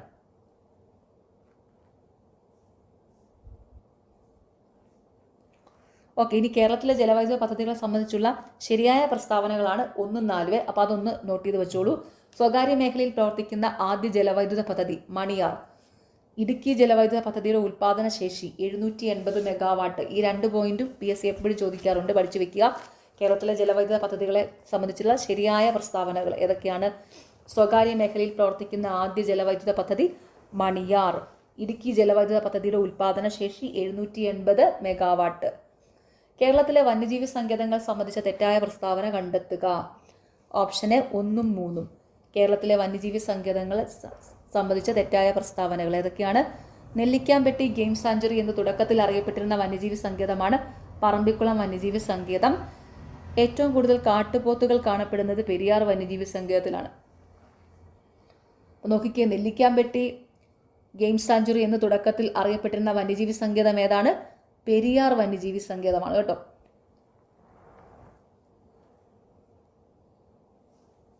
ഓർത്തു വയ്ക്കുക, നെല്ലിക്കാമ്പെട്ടി ഗെയിം സാഞ്ചുറി എന്ന് തുടക്കത്തിൽ അറിയപ്പെട്ടിരുന്ന വന്യജീവി സങ്കേതം പെരിയാർ വന്യജീവി സങ്കേതമാണ്. ഏറ്റവും കൂടുതൽ കാട്ടുപോത്തുകൾ കാണപ്പെടുന്നത് പറമ്പിക്കുളം വന്യജീവി സങ്കേതത്തിലാണ്. ഓർത്തു വയ്ക്കുക, ഏറ്റവും കൂടുതൽ കാട്ടുപോത്തുകൾ കാണപ്പെടുന്നത് പറമ്പിക്കുളം വന്യജീവി സങ്കേതത്തിലാണ്. ഓക്കെ, അപ്പോൾ 1ഉം 3ഉം തിരിഞ്ഞു പോയിട്ടുണ്ട്, അത്രേ ഉള്ളൂ. അപ്പോൾ അവിടെ തെറ്റിപ്പോയി അല്ലേ? അപ്പോൾ ഒന്നുകൂടി പറയാം. നെല്ലിക്കാമ്പെട്ടി ഗെയിം സാഞ്ചുറി എന്ന് തുടക്കത്തിൽ അറിയപ്പെട്ടിരുന്നത് ഏതാണ്? പെരിയാർ വന്യജീവി സങ്കേതമാണ്. അതുപോലെ ഏറ്റവും കൂടുതൽ കാട്ടുപോത്തുകൾ കാണപ്പെടുന്നത് പറമ്പിക്കുളം വന്യജീവി സങ്കേതത്തിലാണ്. അങ്ങനെയാണ് വരേണ്ടത്. ഓക്കെ, അപ്പോൾ ഇവിടെ എന്താണ്? കേരളത്തിലെ വന്യജീവി സങ്കേതങ്ങൾ സംബന്ധിച്ച തെറ്റായ പ്രസ്താവന ഏതൊക്കെയാണ്? നെല്ലിക്കാമ്പെട്ടി ഗെയിം സാഞ്ചുറി എന്ന് തുടക്കത്തിൽ അറിയപ്പെട്ടിരുന്ന വന്യജീവി സങ്കേതമാണ് പറമ്പിക്കുളം വന്യജീവി സങ്കേതം. ഏറ്റവും കൂടുതൽ കാട്ടുപോത്തുകൾ കാണപ്പെടുന്നത് പെരിയാർ വന്യജീവി സങ്കേതത്തിലാണ്. അപ്പോൾ അത് കറക്റ്റ് ചെയ്ത് പഠിക്കുക. ഓക്കെ, ഇനി ഈ തന്നിരിക്കുന്നതിൽ കേരളത്തിലെ വന്യജീവി സങ്കേതങ്ങൾ സംബന്ധിച്ച ശരിയായ പ്രസ്താവനകളാണ് ഏതൊക്കെയാണ്? 2ഉം 4ഉം. അപ്പോൾ അത് ഏതൊക്കെയാണെന്ന് നോക്കാം. ശരിയായ പ്രസ്താവനകൾ: വയനാട് വന്യജീവി സങ്കേതത്തിൽ സംരക്ഷിക്കപ്പെടുന്ന മൃഗം ആന. തെന്മല ഇക്കോ ടൂറിസം പദ്ധതി ചെന്തുരുണി വന്യജീവി സങ്കേതത്തിലാണ് സ്ഥിതി ചെയ്യുന്നത്. 2ഉം ഇമ്പോർട്ടൻ്റ് ആണ്, PSC എപ്പോഴും ചോദിക്കാറുണ്ട്. നോക്കിക്കേ, എന്താണ് കേരളത്തിലെ വന്യജീവി സങ്കേതങ്ങൾ സംബന്ധിച്ച ശരിയായ പ്രസ്താവനകൾ? വയനാട് വന്യജീവി സങ്കേതത്തിൽ സംരക്ഷിക്കപ്പെടുന്ന മൃഗം ആന. തെന്മല ഇക്കോ ടൂറിസം പദ്ധതി ചെന്തുരുണി വന്യജീവി സങ്കേതത്തിലാണ് സ്ഥിതി ചെയ്യുന്നത്. കേരളത്തിലെ ദേശീയ ഉദ്യാനങ്ങളെ സംബന്ധിച്ച് ശരിയായ പ്രസ്താവനകൾ കണ്ടെത്തുക. ഓപ്ഷൻ ഡി എല്ലാം ശരിയാണ്. ഓക്കെ, അപ്പോൾ കേരളത്തിലെ ദേശീയ ഉദ്യാനങ്ങളെ സംബന്ധിച്ച ശരിയായ പ്രസ്താവനകൾ: ലോക പൈതൃക പട്ടികയിൽ ഉൾപ്പെട്ട ദേശീയ ഉദ്യാനമാണ് ഇരവികുളം ദേശീയ ഉദ്യാനം. ഏറ്റവും കൂടുതൽ ജൈവ വൈവിധ്യമുള്ള ദേശീയ ഉദ്യാനമാണ് സൈലന്റ് വാലി. കേരളത്തിലെ ഏറ്റവും ചെറിയ ദേശീയ ഉദ്യാനമാണ് പാമ്പാടും ചോല. ഓക്കെ, നോക്കിക്കേ, കേരളത്തിലെ ദേശീയ ഉദ്യാനങ്ങളെ സംബന്ധിച്ചുള്ള ശരിയായ പ്രസ്താവനകൾ: ലോക പൈതൃക പട്ടികയിൽ ഉൾപ്പെട്ട ദേശീയ ഉദ്യാനമാണ് ഇരവികുളം ദേശീയ ഉദ്യാനം. ഏറ്റവും കൂടുതൽ ജൈവ വൈവിധ്യമുള്ള ദേശീയ ഉദ്യാനമാണ് സൈലന്റ് വാലി. കേരളത്തിലെ ഏറ്റവും ചെറിയ ദേശീയ ഉദ്യാനമാണ് പാമ്പാടും ചോല. ഓക്കെ, മത്സ്യബന്ധന മേഖലയുമായി യോജിക്കാത്ത പ്രസ്താവനകൾ കണ്ടെത്തുക. ഓപ്ഷൻ എ 1ഉം 4ഉം. കേരളത്തിലെ മത്സ്യബന്ധന മേഖലയുമായി യോജിക്കാത്ത പ്രസ്താവനകൾ: കേരളത്തിൻ്റെ ഔദ്യോഗിക മത്സ്യം മത്തി. കേരള മത്സ്യബന്ധന സമുദ്ര ഗവേഷണ സർവകലാശാല കുഫോസ് തിരുവനന്തപുരത്ത് സ്ഥിതി ചെയ്യുന്നു. കറക്റ്റ് ചെയ്ത് പറയാവേ തെറ്റായ പ്രസ്താവനകൾ. അതായത് കേരളത്തിൻ്റെ ഔദ്യോഗിക മത്സ്യം മത്തിയല്ല, കരിമീനാണ്. കേരളത്തിൻ്റെ ഔദ്യോഗിക മത്സ്യം കരിമീൻ. എനിക്ക് ഏറ്റവും ഇഷ്ടപ്പെട്ട മീൻ കരിമീനാണ് കേട്ടോ. എൻ്റെ ഫേവറേറ്റ് മീനാണ് കരിമീൻ. ഓക്കെ, അതാണ് നമ്മുടെ കേരളത്തിൻ്റെ ഔദ്യോഗിക മത്സ്യം കരിമീൻ. ഓക്കെ, ഇനി അടുത്തത് എന്താണ്? കേരള മത്സ്യബന്ധന സമുദ്ര ഗവേഷണ സർവകലാശാല കുഫോസ് സ്ഥിതി ചെയ്യുന്നത് എറണാകുളത്താണ്. തിരുവനന്തപുരത്തല്ല, എറണാകുളത്താണ്. കേരള മത്സ്യബന്ധന സമുദ്ര ഗവേഷണ സർവകലാശാല കുഫോസ് സ്ഥിതി ചെയ്യുന്നത് എറണാകുളം. ഓക്കെ, അപ്പോൾ ഇവിടെ എന്താണ്? കേരളത്തിലെ മത്സ്യബന്ധന മേഖലയുമായി യോജിക്കാത്ത പ്രസ്താവനകൾ ഏതൊക്കെയാണ്? കേരളത്തിൻ്റെ ഔദ്യോഗിക മത്സ്യം മത്തി. കേരള മത്സ്യബന്ധന സമുദ്ര ഗവേഷണ സർവകലാശാല കുഫോസ് തിരുവനന്തപുരത്ത് സ്ഥിതി ചെയ്യുന്നു. അപ്പോൾ അത് കറക്റ്റ് ചെയ്ത് തന്നെ ഓർത്ത് വയ്ക്കുക. കേരളത്തിൻ്റെ ഔദ്യോഗിക മത്സ്യം കരിമീനാണ്. കേരള മത്സ്യബന്ധന സമുദ്ര ഗവേഷണ സർവകലാശാല കുഫോസ് സ്ഥിതി ചെയ്യുന്നത് എറണാകുളത്താണ്. ഓക്കെ, കേരളത്തിലെ മത്സ്യബന്ധന മേഖലയുമായി യോജിക്കുന്ന പ്രസ്താവനകളാണ് തന്നിരിക്കുന്നതിൽ 2ഉം 3ഉം. അപ്പോൾ അതൊന്ന് നോക്കാം. മത്സ്യബന്ധന മേഖലയുടെ സമഗ്ര വികസനം ലക്ഷ്യമിട്ട് കേന്ദ്ര സർക്കാർ ആരംഭിച്ച പദ്ധതി പ്രധാനമന്ത്രി മത്സ്യസമ്പദ് യോജന. കൊച്ചി വാട്ടർ മെട്രോയുടെ ഭാഗ്യചിഹ്നമാണ് ജങ്കു. ഓർത്ത് വെച്ചോണേ. കേരളത്തിലെ മത്സ്യബന്ധന മേഖലയുമായുള്ള യോജിക്കുന്ന പ്രസ്താവനകൾ ഏതൊക്കെയാണ്? മത്സ്യബന്ധന മേഖലയുടെ സമഗ്ര വികസനം ലക്ഷ്യമിട്ട് കേന്ദ്ര സർക്കാർ ആരംഭിച്ച പദ്ധതി പ്രധാനമന്ത്രി മത്സ്യസമ്പദ് യോജന. കൊച്ചി വാട്ടർ മെട്രോയുടെ ഭാഗ്യചിഹ്നമാണ് ജങ്കു. ഓക്കെ, ഗോദവർമ്മ രാജയെ സംബന്ധിച്ച ശരിയായ പ്രസ്താവനകൾ കണ്ടെത്തുക. ഓപ്ഷൻ ഡി എല്ലാം ശരിയാണ്. ഗോദവർമ്മ രാജയെ സംബന്ധിച്ച ശരിയായ പ്രസ്താവനകൾ: കേരള സ്പോർട്സ് കൗൺസിലിൻ്റെ സ്ഥാപക പ്രസിഡന്റ്. ഒക്ടോബർ 13 ഇദ്ദേഹത്തിൻ്റെ ജന്മദിനം കേരള സർക്കാർ സംസ്ഥാന കായിക ദിനമായി ആചരിക്കുന്നു. കേരള വിനോദസഞ്ചാരത്തിൻ്റെ പിതാവ്. തിരുവനന്തപുരം വിമാനത്താവളത്തിൻ്റെ വികസനത്തിന് വേണ്ടി യത്നിച്ചു. അപ്പോൾ എന്തൊക്കെയാണ് ഗോദവർമ്മ രാജയെ സംബന്ധിച്ച ശരിയായ പ്രസ്താവനകൾ? കേരള സ്പോർട്സ് കൗൺസിലിൻ്റെ സ്ഥാപക പ്രസിഡന്റ്. ഒക്ടോബർ 13 ഇദ്ദേഹത്തിൻ്റെ ജന്മദിനം കേരള സർക്കാർ സംസ്ഥാന കായിക ദിനമായി ആചരിക്കുന്നു. കേരള വിനോദസഞ്ചാരത്തിൻ്റെ പിതാവാണ് ആര്? ഗോദവർമ്മ രാജ. തിരുവനന്തപുരം വിമാനത്താവളത്തിൻ്റെ വികസനത്തിന് വേണ്ടി യത്നിച്ചു. ഒളിമ്പിക്സും കേരളവും സംബന്ധിച്ച പ്രസ്താവനയിൽ ശരിയായത് ഓപ്ഷൻ ബി 2ഉം 3ഉമാണ്. ശരിയായ പ്രസ്താവനകൾ: ഒളിമ്പിക്സിൽ മെഡൽ നേടുന്ന രണ്ടാമത്തെ Malayali PR Sreejesh. KT Irfan Tokyo ഒളിമ്പിക്സിൽ അത്ലറ്റിക്സിൻ്റെ റേസ് വാക്കിംഗ് ഇനത്തിൽ യോഗ്യത നേടി. ഒളിമ്പിക്സും കേരളവും സംബന്ധിച്ച പ്രസ്താവനയിൽ ശരിയായത്: ഒളിമ്പിക്സിൽ മെഡൽ നേടുന്ന രണ്ടാമത്തെ മലയാളി PR ശ്രീജേഷ്.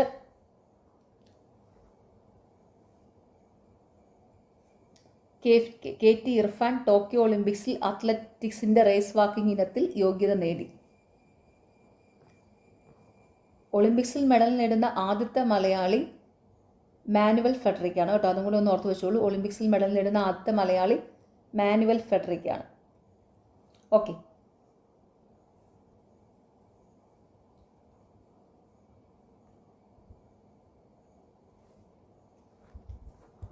ഒളിമ്പിക്സിൽ പങ്കെടുത്ത ആദ്യ മലയാളി വനിത PT ഉഷയാണ്. അതൊന്ന് നോട്ട് ചെയ്ത് വെച്ചോളൂ.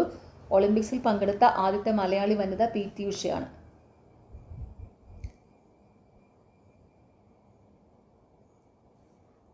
മന്നത്ത് പത്മനാഭനെ സംബന്ധിച്ച് ശരിയായ പ്രസ്താവനകൾ കണ്ടെത്തുക.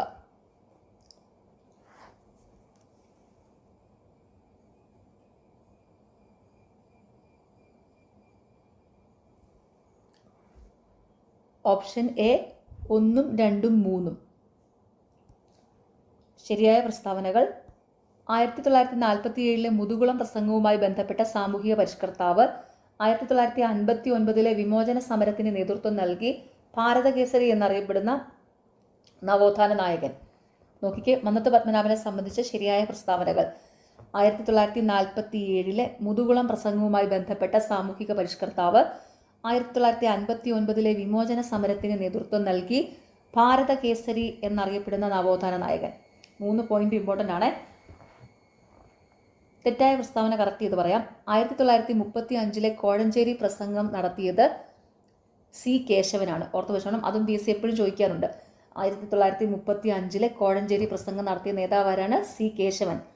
ഈ സി കേശവൻ കോഴഞ്ചേരി പ്രസംഗം നടത്തിയ വർഷം ഏതാണെന്നും ചോദിക്കാറുണ്ട്. 1935. ഓക്കെ, അപ്പോൾ എന്താണ് 1935 കോഴഞ്ചേരി പ്രസംഗം നടത്തിയ നേതാവാരാണ്?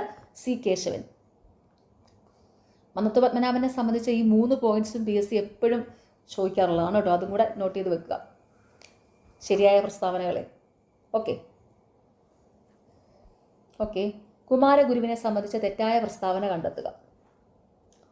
ഓപ്ഷൻ ഡി 4 മാത്രം.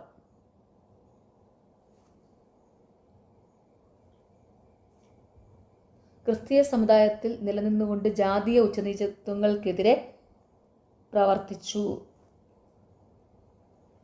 കുമാരഗുരുവിനെ സംബന്ധിച്ച തെറ്റായ പ്രസ്താവന: ക്രിസ്തീയ സമുദായത്തിൽ നിലനിന്നുകൊണ്ട് ജാതീയ ഉച്ചനീചത്വങ്ങൾക്കെതിരെ പ്രവർത്തിച്ചു. അദ്ദേഹം ക്രിസ്തുമതം ഉപേക്ഷിച്ച് PRDS എന്ന പ്രസ്ഥാനം രൂപീകരിക്കുക ചെയ്തത് കേട്ടോ. PRDS, അതായത് പ്രത്യക്ഷ രക്ഷാ ദൈവസഭ രൂപീകരിച്ചതാരാണ്? കുമാരഗുരുദേവനാണ്. അപ്പം അദ്ദേഹം ക്രിസ്തുമതം ഉപേക്ഷിച്ച് PRDS എന്ന പ്രസ്ഥാനം രൂപീകരിക്കുക ചെയ്തത്. ഓക്കെ, PRDS പ്രത്യക്ഷ രക്ഷാ ദൈവസഭ സ്ഥാപിച്ചതാരാണ്? കുമാരഗുരുദേവൻ. PSCയുടെ സ്ഥിരം ചോദ്യമാണ്. ഓക്കെ, നോക്കിക്ക് ഇവിടെ എന്താണ് കുമാരഗുരുവിനെ സംബന്ധിച്ച ശരിയായ പ്രസ്താവനകൾ ഏതൊക്കെയാണ്? പൊയ്കയിൽ അപ്പച്ചൻ എന്നറിയപ്പെടുന്നു. പ്രത്യക്ഷ രക്ഷാ ദൈവസഭയുടെ സ്ഥാപകൻ. വെട്ടിയാട് അടിലഹള ഇദ്ദേഹവുമായി ബന്ധപ്പെട്ടിരിക്കുന്നു. തന്നിരിക്കുന്നതിലെ കുമാരഗുരുദേവനെ സംബന്ധിച്ച ശരിയായ പ്രസ്താവനകളാണ് 1, 2, 3. ഇമ്പോർട്ടൻ്റ് ആണ്, പഠിച്ചു വെക്കുക. എന്താണ്? പൊയ്കയിൽ അപ്പച്ചൻ എന്നറിയപ്പെടുന്നു. ആരാണ്? കുമാരഗുരുദേവൻ. പ്രത്യക്ഷ രക്ഷാ ദൈവസഭയുടെ സ്ഥാപകൻ ആരാണ്? കുമാരഗുരുദേവൻ. വെട്ടിയാട്ട് അടിലകളെ ഇദ്ദേഹവുമായി ബന്ധപ്പെട്ടിരിക്കുന്നു. ആരുമായിട്ടാണ്? കുമാരഗുരുദേവനുമായിട്ട്. ഓക്കെ, വീട്ടി ഭട്ടതിരിപ്പാടുമായി ബന്ധപ്പെട്ടിരിക്കുന്ന പ്രസ്താവനകൾ കണ്ടെത്തുക. ഓപ്ഷൻ ഡി എല്ലാം ശരിയാണ്. വീട്ടി ഭട്ടതിരിപ്പാടുമായി ബന്ധപ്പെട്ട പ്രസ്താവനകൾ: നാനാജാതി മതസ്ഥർ ഒന്നിച്ചു താമസിക്കുന്ന കൊടുമുണ്ട കോളനി എന്ന ആശയം, ഘോഷ ബഹിഷ്കരണം, വിധവാ വിവാഹത്തിന് തുടക്കം കുറിച്ചു, മിശ്ര വിവാഹത്തിന് തുടക്കം കുറിച്ചു. വീട്ടി ഭട്ടതിരിപ്പാടുമായി ബന്ധപ്പെട്ടിരിക്കുന്ന ശരിയായ പ്രസ്താവനകൾ ഏതൊക്കെയാണ്? നാനാജാതി മതസ്ഥർ ഒന്നിച്ചു താമസിക്കുന്ന കൊടുമുണ്ട കോളനി എന്ന ആശയം, ഘോഷ ബഹിഷ്കരണം, വിധവാ വിവാഹത്തിന് തുടക്കം കുറിച്ചു, മിശ്ര വിവാഹത്തിന് തുടക്കം കുറിച്ചു. പണ്ഡിറ്റ് KP കറുപ്പൻ സ്ഥാപിച്ച സംഘടനകൾ ഏതൊക്കെയാണ്? Option B 2, 3, 4. അരയ സമുദായം, ജ്ഞാനോദയം സഭ, കൊച്ചി പുലയ മഹാസഭ. പണ്ഡിറ്റ് KP കറുപ്പൻ സ്ഥാപിച്ച സംഘടനകൾ ഏതൊക്കെയാണ്? അരയ സമാജം, ജ്ഞാനോദയം സഭ, കൊച്ചി പുലയ മഹാസഭ. സമത്വ സമാജം സ്ഥാപിച്ചതാരാണ്? വൈകുണ്ഠ സ്വാമികളാണ്. സമത്വ സമാജം സ്ഥാപിച്ചത് വൈകുണ്ഠ സ്വാമികൾ 1836 കേട്ടോ. ഓക്കെ, ശ്രീനാരായണ ഗുരുവുമായി ബന്ധപ്പെട്ട വസ്തുതകളുടെ ശരിയായ ജോഡി കണ്ടെത്തുക. ഓപ്ഷൻ സി ആണ് കറക്റ്റ്. ഓക്കെ, കറക്റ്റ് ചെയ്ത് പറയാം. അരുവിപ്പുറം പ്രതിഷ്ഠ 1888, ടാഗോറിൻ്റെ സന്ദർശനം 1922, ഗാന്ധിജിയുടെ സന്ദർശനം 1925, ഗുരുവിൻ്റെ സമാധി 1928. ഇമ്പോർട്ടൻ്റ് ആണ്. ഈ ചേരുംപടിയിലൂടെ 4 ചോദ്യങ്ങളാണ് പഠിക്കുന്നത് ഒറ്റയടിക്ക്. ഓക്കെ, ഏതൊക്കെയാണ്? ശ്രീനാരായണ ഗുരുവുമായി ബന്ധപ്പെട്ട വസ്തുതകളുടെ ശരിയായ ജോഡി: അരുവിപ്പുറം പ്രതിഷ്ഠ നടത്തിയത് 1888, ടാഗോർ ശ്രീനാരായണ ഗുരുവിനെ സന്ദർശിച്ചത് 1922, ഗാന്ധിജി ശ്രീനാരായണ ഗുരുവിനെ സന്ദർശനം നടത്തിയത് 1925, ശ്രീനാരായണ ഗുരുവിൻ്റെ സമാധി 1928. ഓക്കെ, ചട്ടമ്പി സ്വാമികളെ സംബന്ധിച്ച ശരിയായ പ്രസ്താവന കണ്ടെത്തുക. ഓപ്ഷന് 1, 3.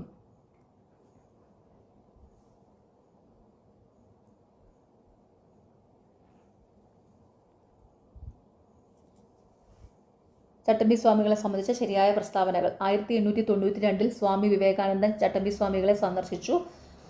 ശ്രീനാരായണ ഗുരു, ചട്ടമ്പി സ്വാമികൾ എന്നിവരുടെ ഗുരുവായിരുന്നു തൈക്കാടയ്യ ഗുരു. അപ്പോൾ ചട്ടമ്പി സ്വാമികളെ സംബന്ധിച്ച ശരിയായ പ്രസ്താവനകൾ ഏതൊക്കെയാണ്?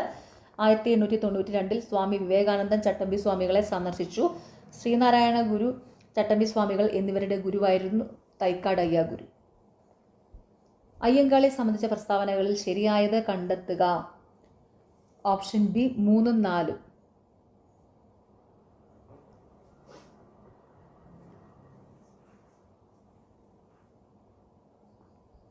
അയ്യങ്കാളിയെ സംബന്ധിച്ച പ്രസ്താവനകളിൽ ശരിയായത് 1937 അയ്യങ്കാളിയെ സന്ദർശിച്ച ഗാന്ധിജി അദ്ദേഹത്തെ പുലയ രാജാവ് എന്ന് വിശേഷിപ്പിച്ചു. സാധുജന പരിപാലന സംഘം സ്ഥാപിച്ചു. അയ്യങ്കാളിയെ സംബന്ധിച്ച പ്രസ്താവനകളിൽ ശരിയായത് 1937 അയ്യങ്കാളിയെ സന്ദർശിച്ച ഗാന്ധിജി അദ്ദേഹത്തെ പുലയ രാജാവ് എന്ന് വിശേഷിപ്പിച്ചു. സാധുജന പരിപാലന സംഘം സ്ഥാപിച്ചു.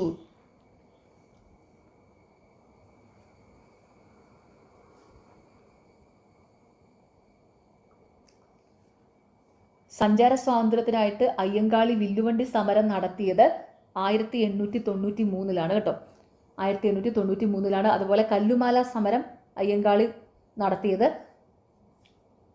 1915. ഈ 1ഉം 2ഉം പ്രസ്താവനകളെ അത് അങ്ങോട്ടും ഇങ്ങോട്ടും തിരിഞ്ഞാണ് വന്നിരിക്കുന്നത്.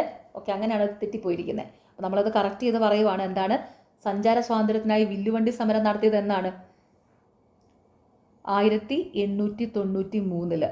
അതുപോലെ കല്ലുമാല സമരം നടത്തിയതെന്നാണ് 1915 കേട്ടോ. ആ ഡേറ്റുകൾ തമ്മിൽ നമുക്ക് കൺഫ്യൂഷൻ വരുവേ, വില്ലുവണ്ടി സമരവും കല്ലുമാലയും കൂടെ. അപ്പോൾ അതുകൊണ്ട് ഓർത്ത് വെച്ചോണം. എന്താണ്? PSC എപ്പോഴും ചോദിക്കാറുണ്ട്. അയ്യങ്കാളി സഞ്ചാര സ്വാതന്ത്ര്യത്തിനായിട്ട് വില്ലുവണ്ടി സമരം നടത്തിയത് 1893. അയ്യങ്കാളി കല്ലുമാല സമരം നടത്തിയത് 1915 കേട്ടോ. എനിക്കെപ്പോഴും ഒരു കൺഫ്യൂഷൻ വരുന്ന ഒരു ചോദ്യമായി ഇപ്പം ഞാൻ പറഞ്ഞതേ, വില്ലുവണ്ടി സമരവും കല്ലുമാല സമരം. അപ്പോൾ നിങ്ങളത് പ്രത്യേകം നോട്ട് ചെയ്ത് പഠിക്കുക കേട്ടോ. അപ്പോൾ വില്ലുവണ്ടി സമരം എന്നാണ് 1893, കല്ലുമാല സമരം 1915. ഓക്കെ. തിരുവിതാംകൂറിൽ നടന്ന രാഷ്ട്രീയ പ്രക്ഷോഭങ്ങളെ സംബന്ധിച്ച് ശരിയായ പ്രസ്താവന കണ്ടെത്തുക. ഓപ്ഷൻ സി 3 മാത്രം. തിരുവിതാംകൂറിൽ നടന്ന രാഷ്ട്രീയ പ്രക്ഷോഭങ്ങളെ സംബന്ധിച്ച ശരിയായ പ്രസ്താവന ഏതാണ്?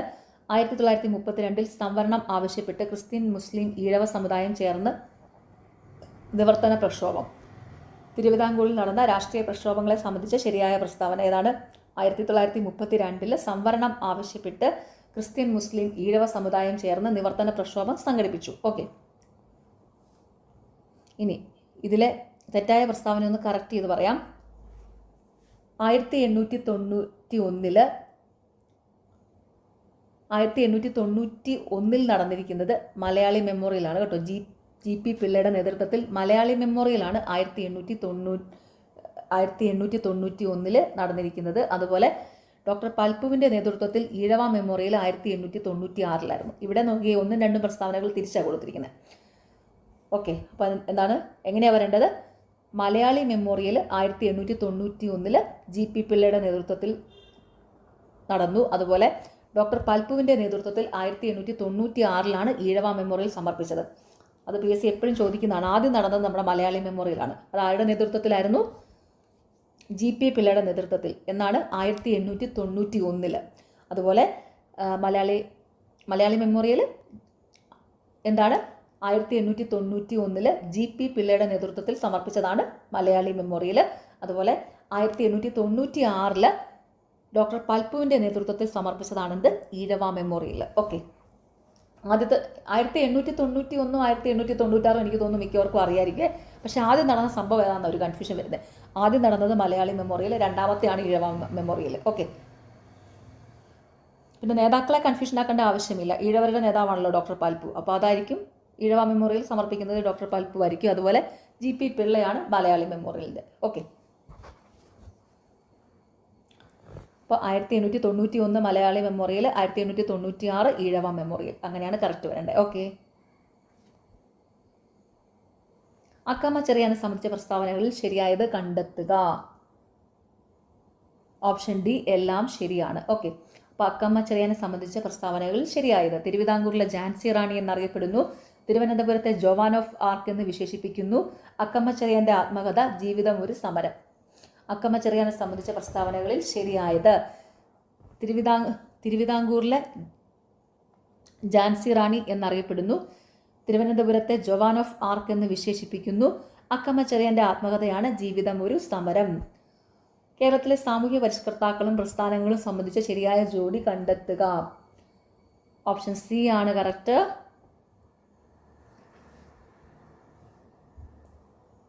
വാഗ്ഭടാനന്ദൻ ആത്മവിദ്യാ സംഘം,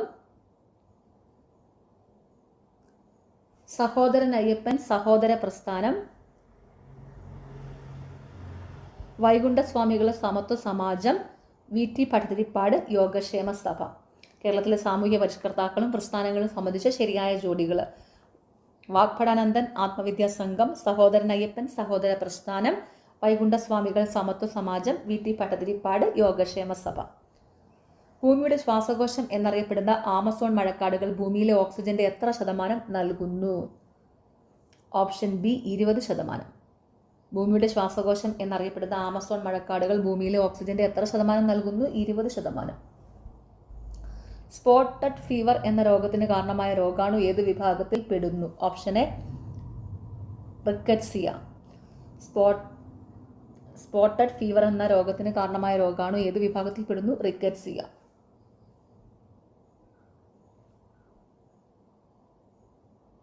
മനുഷ്യരിലെ നൈട്രോജനിക വിസർജ്യ പദാർത്ഥമായ യൂറിയ ഉൽപ്പാദിപ്പിക്കുന്നത് ഏത് അവയവത്തിൽ വെച്ചാണ്? ഓപ്ഷൻ ഡി കരൾ. മനുഷ്യരിലെ നൈട്രോജനിക വിസർജ്യ പദാർത്ഥമായ യൂറിയ ഉൽപ്പാദിപ്പിക്കുന്നത് ഏത് അവയവത്തിൽ വെച്ചാണ്? കരള്. ഇരപിടിയൻ സസ്യങ്ങൾ അവ വളരുന്ന മണ്ണിൽ ഏത് മൂലകത്തിന്റെ അഭാവം ഉണ്ടാകുമ്പോഴാണ് പ്രാണികളെ പിടിക്കാനുള്ള കഴിവ് ആർജിക്കുന്നത്? Option A nitrogen. ഇരപിടിയൻ സസ്യങ്ങൾ അവ വളരുന്ന മണ്ണിൽ ഏത് മൂലകത്തിന്റെ അഭാവം ഉണ്ടാകുമ്പോഴാണ് പ്രാണികളെ പിടിക്കാനുള്ള കഴിവ് ആർജിക്കുന്നത്? നൈട്രജന്റെ. പ്രകാശ സംശ്ലേഷണ പ്രക്രിയയുടെ ഭാഗമായി സസ്യങ്ങൾ പുറത്തേക്ക് വിടുന്ന ഓക്സിജൻ വാതകം എന്തിന്റെ വിഘടന ഫലമായി ഉണ്ടാകുന്നതാണ്? ഓപ്ഷൻ സി ജലം. പ്രകാശ സംശ്ലേഷണ പ്രക്രിയയുടെ ഭാഗമായിട്ട് സസ്യങ്ങൾ പുറത്തേക്ക് വിടുന്ന ഓക്സിജൻ വാതകം എന്തിന്റെ വിഘടന ഫലമായി ഉണ്ടാകുന്നതാണ്? ജലത്തിന്റെ.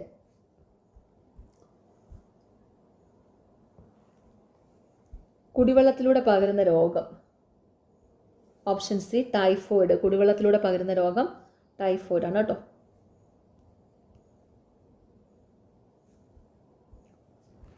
സാൽമണല്ല ടൈഫി എന്ന ബാക്ടീരിയ മലിനമായ വെള്ളത്തിലൂടെ ആഹാരത്തിലൂടെയുമാണ് ശരീരത്തിലെത്തുന്നത്.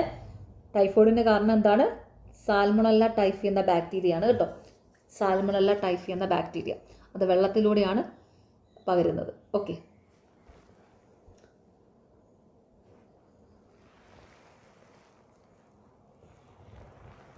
കേരളത്തിൽ ദേശാടന പക്ഷികൾ ധാരാളമായി വിരുന്നെത്തുന്ന പ്രദേശം? Option B Thattekkad. കേരളത്തിൽ ദേശാടന പക്ഷികൾ ധാരാളമായി വിരുന്നെത്തുന്ന പ്രദേശം ഏതാണ്?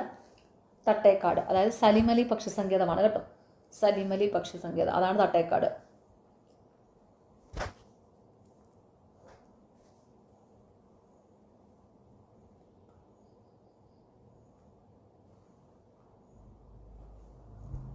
കേന്ദ്ര കിഴങ്ങുവിള ഗവേഷണ കേന്ദ്രം സ്ഥിതി ചെയ്യുന്ന സ്ഥലം? Option D Thiruvananthapuram. കേന്ദ്ര കിഴങ്ങുവിള ഗവേഷണ കേന്ദ്രം സ്ഥിതി ചെയ്യുന്ന സ്ഥലം ഏതാണ്? തിരുവനന്തപുരം. തിരുവനന്തപുരത്തെ ശ്രീകാര്യത്താണ് കേട്ടോ. കേന്ദ്ര കിഴങ്ങുവിള ഗവേഷണ കേന്ദ്രം സ്ഥിതി ചെയ്യുന്നത് തിരുവനന്തപുരത്തെ ശ്രീകാര്യത്താണ്. കാസർഗോഡ് എന്താണുള്ളത്? കേന്ദ്ര തോട്ടവിള ഗവേഷണ കേന്ദ്രം CPCRI. ഓർത്ത് വെച്ചോണം, എല്ലാവർക്കും അറിയാവുന്ന ചോദ്യമാണ്, എന്നാലും പറയുവാണ്. കേന്ദ്ര തോട്ടവിള ഗവേഷണ കേന്ദ്രം സ്ഥിതി ചെയ്യുന്നത് കാസർഗോഡ്. ഓക്കെ. അതുപോലെ തന്നെ എന്താണ് കോട്ടയത്ത് എന്താണുള്ളത്? Rubber research institute. Rubber research institute കോട്ടയത്താണ് കേട്ടോ. റബ്ബർ റിസർച്ച് ഇൻസ്റ്റിറ്റ്യൂട്ട് കോട്ടയത്താണ്. അതുപോലെ കേരള കാർഷിക സർവകലാശാല സ്ഥിതി ചെയ്യുന്നത് തൃശ്ശൂരാണ്. കേരള കാർഷിക സർവകലാശാല സ്ഥിതി ചെയ്യുന്നത് എവിടെയാണ്? തൃശ്ശൂരാണ്. ഓക്കെ. അപ്പോൾ ഇവിടെ എന്താണ്? കേന്ദ്ര കിഴങ്ങുവിള ഗവേഷണ കേന്ദ്രം സ്ഥിതി ചെയ്യുന്ന സ്ഥലം തിരുവനന്തപുരം. അതുപോലെ ഓർത്ത് വെക്കുക, തോട്ടവിള ഗവേഷണ കേന്ദ്രം, കേന്ദ്ര തോട്ടവിള ഗവേഷണ കേന്ദ്രം സ്ഥിതി ചെയ്യുന്നത് കാസർഗോഡ്. കേരള കാർഷിക സർവകലാശാല തൃശ്ശൂർ സ്ഥിതി ചെയ്യുന്നു. റബ്ബർ റിസർച്ച് ഇൻസ്റ്റിറ്റ്യൂട്ട് കോട്ടയത്ത്. ഓക്കെ. സങ്കര ഇനം നെല്ലിന് ഉദാഹരണം? Option B Annapurna. സങ്കര ഇനം നെല്ലിന് ഉദാഹരണം അന്നപൂർണ. ഈ വിത്തിനങ്ങൾ ബേസ്ഡ് ഈ 10th ലെവലിൻ്റെ ഒക്കെ ഒരു സ്ഥിരം ചോദ്യം തന്നെയാണ്. വിത്തിനങ്ങളെ ജസ്റ്റ് നിങ്ങളൊന്ന് വായിച്ച് വെക്കുക കേട്ടോ. റാങ്ക് ഫയലിലൊക്കെ ഉണ്ടല്ലോ, ജസ്റ്റ് ഇടയ്ക്കിടയ്ക്ക് ഒന്നെടുത്ത് വായിച്ചാൽ മതി, അപ്പോൾ തന്നെ അങ്ങ് ഓർമ്മ വന്നോളൂ. ഈയിടെ നടന്ന പരീക്ഷകളിലൊക്കെ ഒത്തിരി ചോദിച്ചിട്ടുണ്ടായിരുന്നു വിത്ത് തന്നിട്ട് അത് ഏതാണെന്ന്. അപ്പോൾ സങ്കരയിലെ നെല്ലിന് ഉദാഹരണം അന്നപൂർണ്ണ. പയറുവർഗ്ഗത്തിൽപ്പെട്ട സസ്യങ്ങളുടെ വേരുകളിൽ വസിച്ച് നൈട്രജനെ വലിച്ചെടുക്കുന്ന ബാക്ടീരിയ. Option A rhizobium. പയറുവർഗ്ഗത്തിൽപ്പെട്ട സസ്യങ്ങളുടെ വേരുകളിൽ വസിച്ച് നൈട്രജനെ വലിച്ചെടുക്കുന്ന ബാക്ടീരിയ റൈസോബിയം. ആറ്റത്തെ സംബന്ധിച്ച ചില പ്രസ്താവനകൾ താഴെ തന്നിരിക്കുന്നു, അവയിൽ ശരിയായവ ഏതാണ്? Option B 1, 2, 4.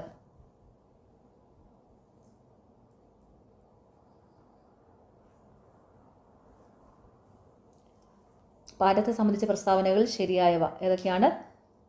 ആറ്റത്തിൻ്റെ കൂടുതൽ ഭാഗവും ശൂന്യമാണ്. ആറ്റം വൈദ്യുതപരമായി നിർവീര്യമാണ്. എല്ലാ ആറ്റങ്ങളുടെയും ന്യൂക്ലിയസിന് ഒരേ സാന്ദ്രതയാണ്.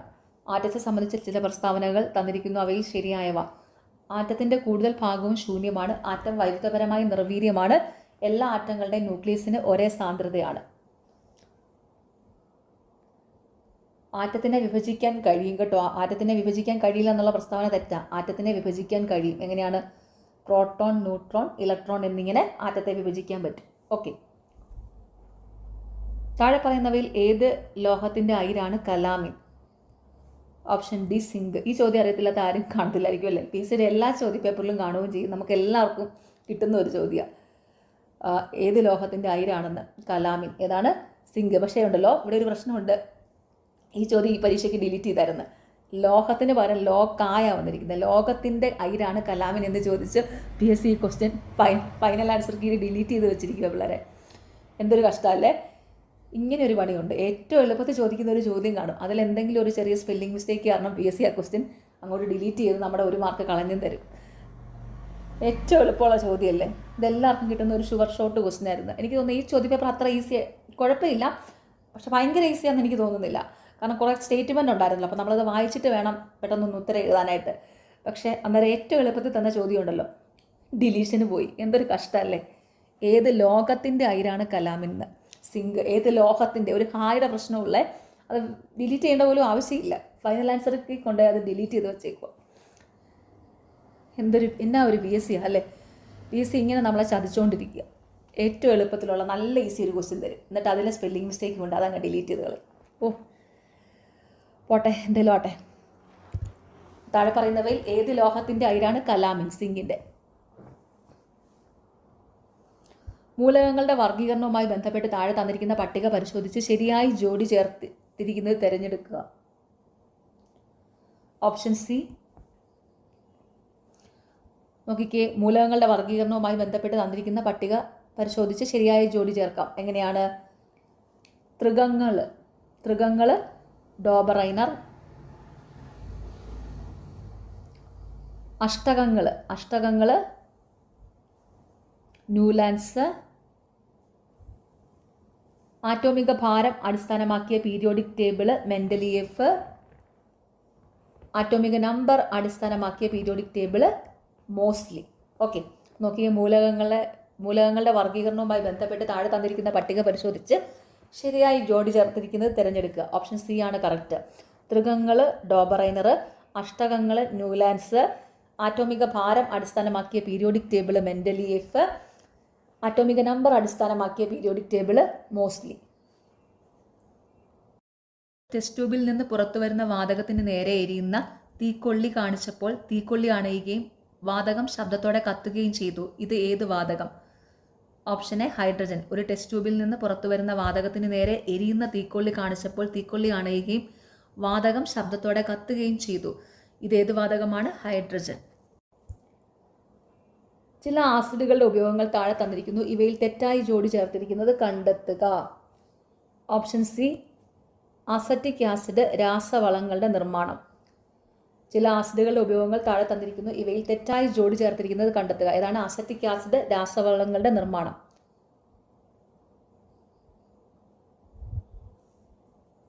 രാസവളങ്ങളുടെ നിർമ്മാണത്തിന് ഉപയോഗിക്കുന്നത് സൾഫ്യൂരിക് ആസിഡ് ആണ് കേട്ടോ. രാസവളങ്ങളുടെ നിർമ്മാണത്തിന് ഉപയോഗിക്കുന്നത് സൾഫ്യൂരിക് ആസിഡ് ആണ്. ഓക്കെ. ഓക്കെ, ഇനി ഇവിടെ തന്നിരിക്കുന്നതിൽ ചില ആസിഡുകളുടെ ഉപയോഗങ്ങൾ താഴെ തന്നിരിക്കുന്നു. ശരിയായ ജോഡികൾ ഒന്ന് പഠിച്ചു വെച്ചോളൂ. എയും ബിയും സിയും ആണേ. ശരിയായ ജോഡികൾ sulphuric acid storage battery, tannic acid മഷി തുകൽ ഇവയുടെ നിർമ്മാണം, സിട്രിക് ആസിഡ് ഭക്ഷ്യവസ്തുക്കൾ കേടുകൂടാതെ സൂക്ഷിക്കാൻ. ഓക്കെ, അപ്പോൾ ശരിയായ ജോഡികളും കൂടെ പഠിച്ചു വെക്കുക. എന്താണ് ചില ആസിഡുകളുടെ ഉപയോഗങ്ങൾ താഴെ തന്നിരിക്കുന്നു. ശരിയായ ജോഡികൾ sulphuric acid storage battery, tannic acid മഷി തുകൽ ഇവയുടെ നിർമ്മാണം, സിട്രിക് ആസിഡ് ഭക്ഷ്യവസ്തുക്കൾ കേടുകൂടാതെ സൂക്ഷിക്കാൻ. സോണാർ എന്ന ഉപകരണത്തിൽ ഉപയോഗിക്കുന്ന ശബ്ദതരംഗങ്ങൾ ഏത്? Option A ultrasonic. സോണാർ എന്ന ഉപകരണത്തിൽ ഉപയോഗിക്കുന്ന ശബ്ദതരംഗങ്ങൾ ഏതാണ്? അൾട്രാസോണിക്. ഒരു വസ്തുവിന് അതിൻ്റെ സ്ഥാനം മൂലം ലഭ്യമാകുന്ന ഊർജം ഏതാണ്? ഓപ്ഷൻ സി സ്ഥിതികോർജം. ഒരു വസ്തുവിന് അതിൻ്റെ സ്ഥാനം മൂലം ലഭ്യമാകുന്ന ഊർജം ഏതാണ്? സ്ഥിതികോർജം. ഒരു വസ്തുവിന് അതിൻ്റെ ചലനം മൂലം ലഭ്യമാകുന്ന ഊർജം ഗതികോർജമാണ്. അതും കൂടി ഓർത്ത് വയ്ക്കുക. ഒരു വസ്തുവിന് അതിൻ്റെ ചലനം മൂലം ലഭ്യമാകുന്നത് ഗതികോർജമാണ്. ഇവിടെ എന്താണ് സ്ഥാനം മൂലം ലഭ്യമാകുന്ന ഊർജം ഏതാണ്? ഒരു വസ്തുവിന് അതിൻ്റെ സ്ഥാനം മൂലം ലഭ്യമാകുന്ന ഊർജം സ്ഥിതികോർജം. ഓക്കെ, പ്രകാശം അതിൻ്റെ ഘടകവർണ്ണങ്ങളായി മാറുന്ന പ്രതിഭാസത്തിൻ്റെ പേരേത്? Option B പ്രകീർണനം. പ്രകാശം അതിൻ്റെ ഘടകവർണ്ണങ്ങളായി മാറുന്ന പ്രതിഭാസത്തിൻ്റെ പേര് പ്രകീർണനം. താഴെ പറയുന്നവയിൽ ഊഷ്മാവിൻ്റെ യൂണിറ്റ് അല്ലാത്തത് ഏത്? Option D Pascal. പാസ്കൽ മർദ്ദത്തിൻ്റെ യൂണിറ്റ് ആണേ. അപ്പോൾ താഴെ പറയുന്നതിൽ ഊഷ്മാവിൻ്റെ യൂണിറ്റ് അല്ലാത്തത് ഏതാണ്? പാസ്കൽ. പാസ്കൽ ഓർത്ത് വെച്ചോണം, മർദ്ദത്തിൻ്റെ യൂണിറ്റ് ആണ് പാസ്കൽ. സെൽഷ്യസ്, ഫാരൻഹീറ്റ്, കെൽവിൻ ഇത് മൂന്നും ഊഷ്മാവിൻ്റെ യൂണിറ്റുകളാണ്. Okay, last question. ഒരു വസ്തുവിന് യൂണിറ്റ് സമയത്തിൽ ഉണ്ടാകുന്ന സ്ഥാനാന്തരം. Option D പ്രവേഗം. ഒരു വസ്തുവിന് യൂണിറ്റ് സമയത്തിൽ ഉണ്ടാകുന്ന സ്ഥാനാന്തരം എന്താണ്? പ്രവേഗം. ഓക്കെ, അപ്പോൾ എല്ലാവരും നെക്സ്റ്റ് സ്റ്റേജിലേക്ക് വേണ്ടിയിട്ട് നന്നായിട്ട് തന്നെ പഠിക്കുക കേട്ടോ. നിങ്ങൾക്ക് എല്ലാവർക്കും ഈസി ആയിട്ടുള്ള എക്സാം കിട്ടട്ടെ, ഈസി ആയിട്ടുള്ള ചോദ്യപേപ്പർ കിട്ടട്ടെ എന്ന് ഞാൻ പ്രാർത്ഥിക്കാം. പിന്നെ ചില ടഫ് ക്വസ്റ്റ്യൻസ് ഒക്കെ പഠിച്ചു. കാരണം ആദ്യത്തെ 2 ചോദ്യപേപ്പർ ക്യാൻസലായി പോയ എക്സാമിൻ്റെയും സ്റ്റേജ് 1-ൻ്റെയും ചോദ്യപേപ്പർ നല്ല ഈസി ആയിരുന്നു. അത് രണ്ടും ഈസി ആയതുകൊണ്ട് ചിലപ്പോൾ ഇനിയിപ്പം ഇത് ഇച്ചിരി ടഫാവാൻ ചിലപ്പോൾ ചെറിയൊരു സാധ്യതയുണ്ട്. ചിലപ്പം ഈസി ക്വസ്റ്റ്യൻ പേപ്പർ തന്നെ ആയിരിക്കും. എന്നാലും ആദ്യത്തെ 2 എല്ലാം ഒരുപോലെ വരത്തില്ലല്ലോ. ആദ്യത്തെ 2 ഭയങ്കര ഈസി ആയതുകൊണ്ട് ചിലപ്പോൾ ഇനിയിപ്പോൾ ഇച്ചിരി ടഫ് ക്വസ്റ്റ്യൻസ് ഒക്കെ ആണോ എന്ന് നമുക്കറിയത്തില്ലല്ലോ. അപ്പോൾ എല്ലാവരും നല്ല സ്ട്രോങ് ആയിട്ട് തന്നെ പഠിക്കുക. സിലബസിൽ എന്തെങ്കിലും പോർഷൻസ് ഇപ്പോൾ പഠിക്കാൻ വിട്ടുപോയിട്ടുണ്ടെങ്കിൽ അത് പെട്ടെന്നൊന്ന്, ഇനിയും സമയമുണ്ടല്ലോ ശനിയാഴ്ച വരെ, അപ്പോൾ അത് പെട്ടെന്ന് തന്നെ പോയി അതൊക്കെ ഒന്ന് കംപ്ലീറ്റ് ചെയ്യുക. മാത്സിൻ്റെ ഫോർമുലാസ് എല്ലാം പെട്ടെന്ന് പഠിക്കും. ജസ്റ്റ് നോക്കിയാൽ മതി, നിങ്ങൾ പഠിച്ചു വെച്ചിരിക്കുമായിരിക്കുമല്ലോ. അപ്പോൾ ജസ്റ്റ് എന്തെങ്കിലും നിങ്ങൾ സ്ഥിരമായിട്ട് ചോദിക്കുന്നത് എപ്പോഴും പഠിക്കുക കേട്ടോ.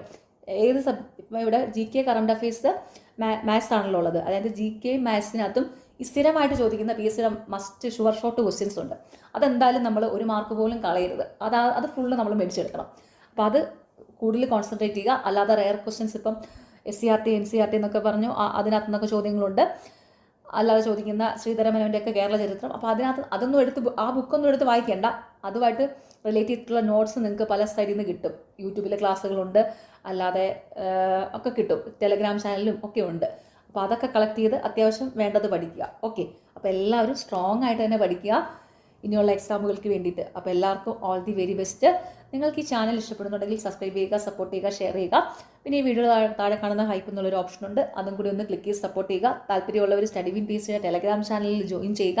ടെലഗ്രാം ചാനലിൽ ഇമ്പോർട്ടൻ്റ് ആയിട്ടുള്ള നോട്ട്സ്, റീസെൻ്റ്ലി നടക്കുന്ന എക്സാമുകളുടെ പ്രൊവിഷണൽ ആൻസർ കീയും ഫൈനൽ ആൻസർ കീ വെച്ച് മാർക്ക് ചെയ്ത PDF-കളൊക്കെ അവൈലബിൾ ആണ്. അതൊക്കെ നിങ്ങൾക്ക് ഡൗൺലോഡ് ചെയ്ത് പഠിക്കാവുന്നതാണ്. ഓക്കെ, പിന്നെ ഇവിടുത്തെ മാത്സ് ക്വസ്റ്റ്യൻസ് ഉണ്ടല്ലോ, മാത്സിന് എനിക്ക് സമയം കിട്ടുമ്പം ചെയ്തു തരാം. അല്ലാതെ നമ്മൾ റീസെൻ്റ്ലി നടക്കുന്ന എല്ലാ പരീക്ഷകളുടെയും മാത്സ് സോൾവ് ചെയ്തിടുന്ന വീഡിയോസ് ചാനലിലുണ്ട്. ഓക്കെ, അപ്പോൾ എല്ലാവർക്കും താങ്ക് യു. ഓക്കെ.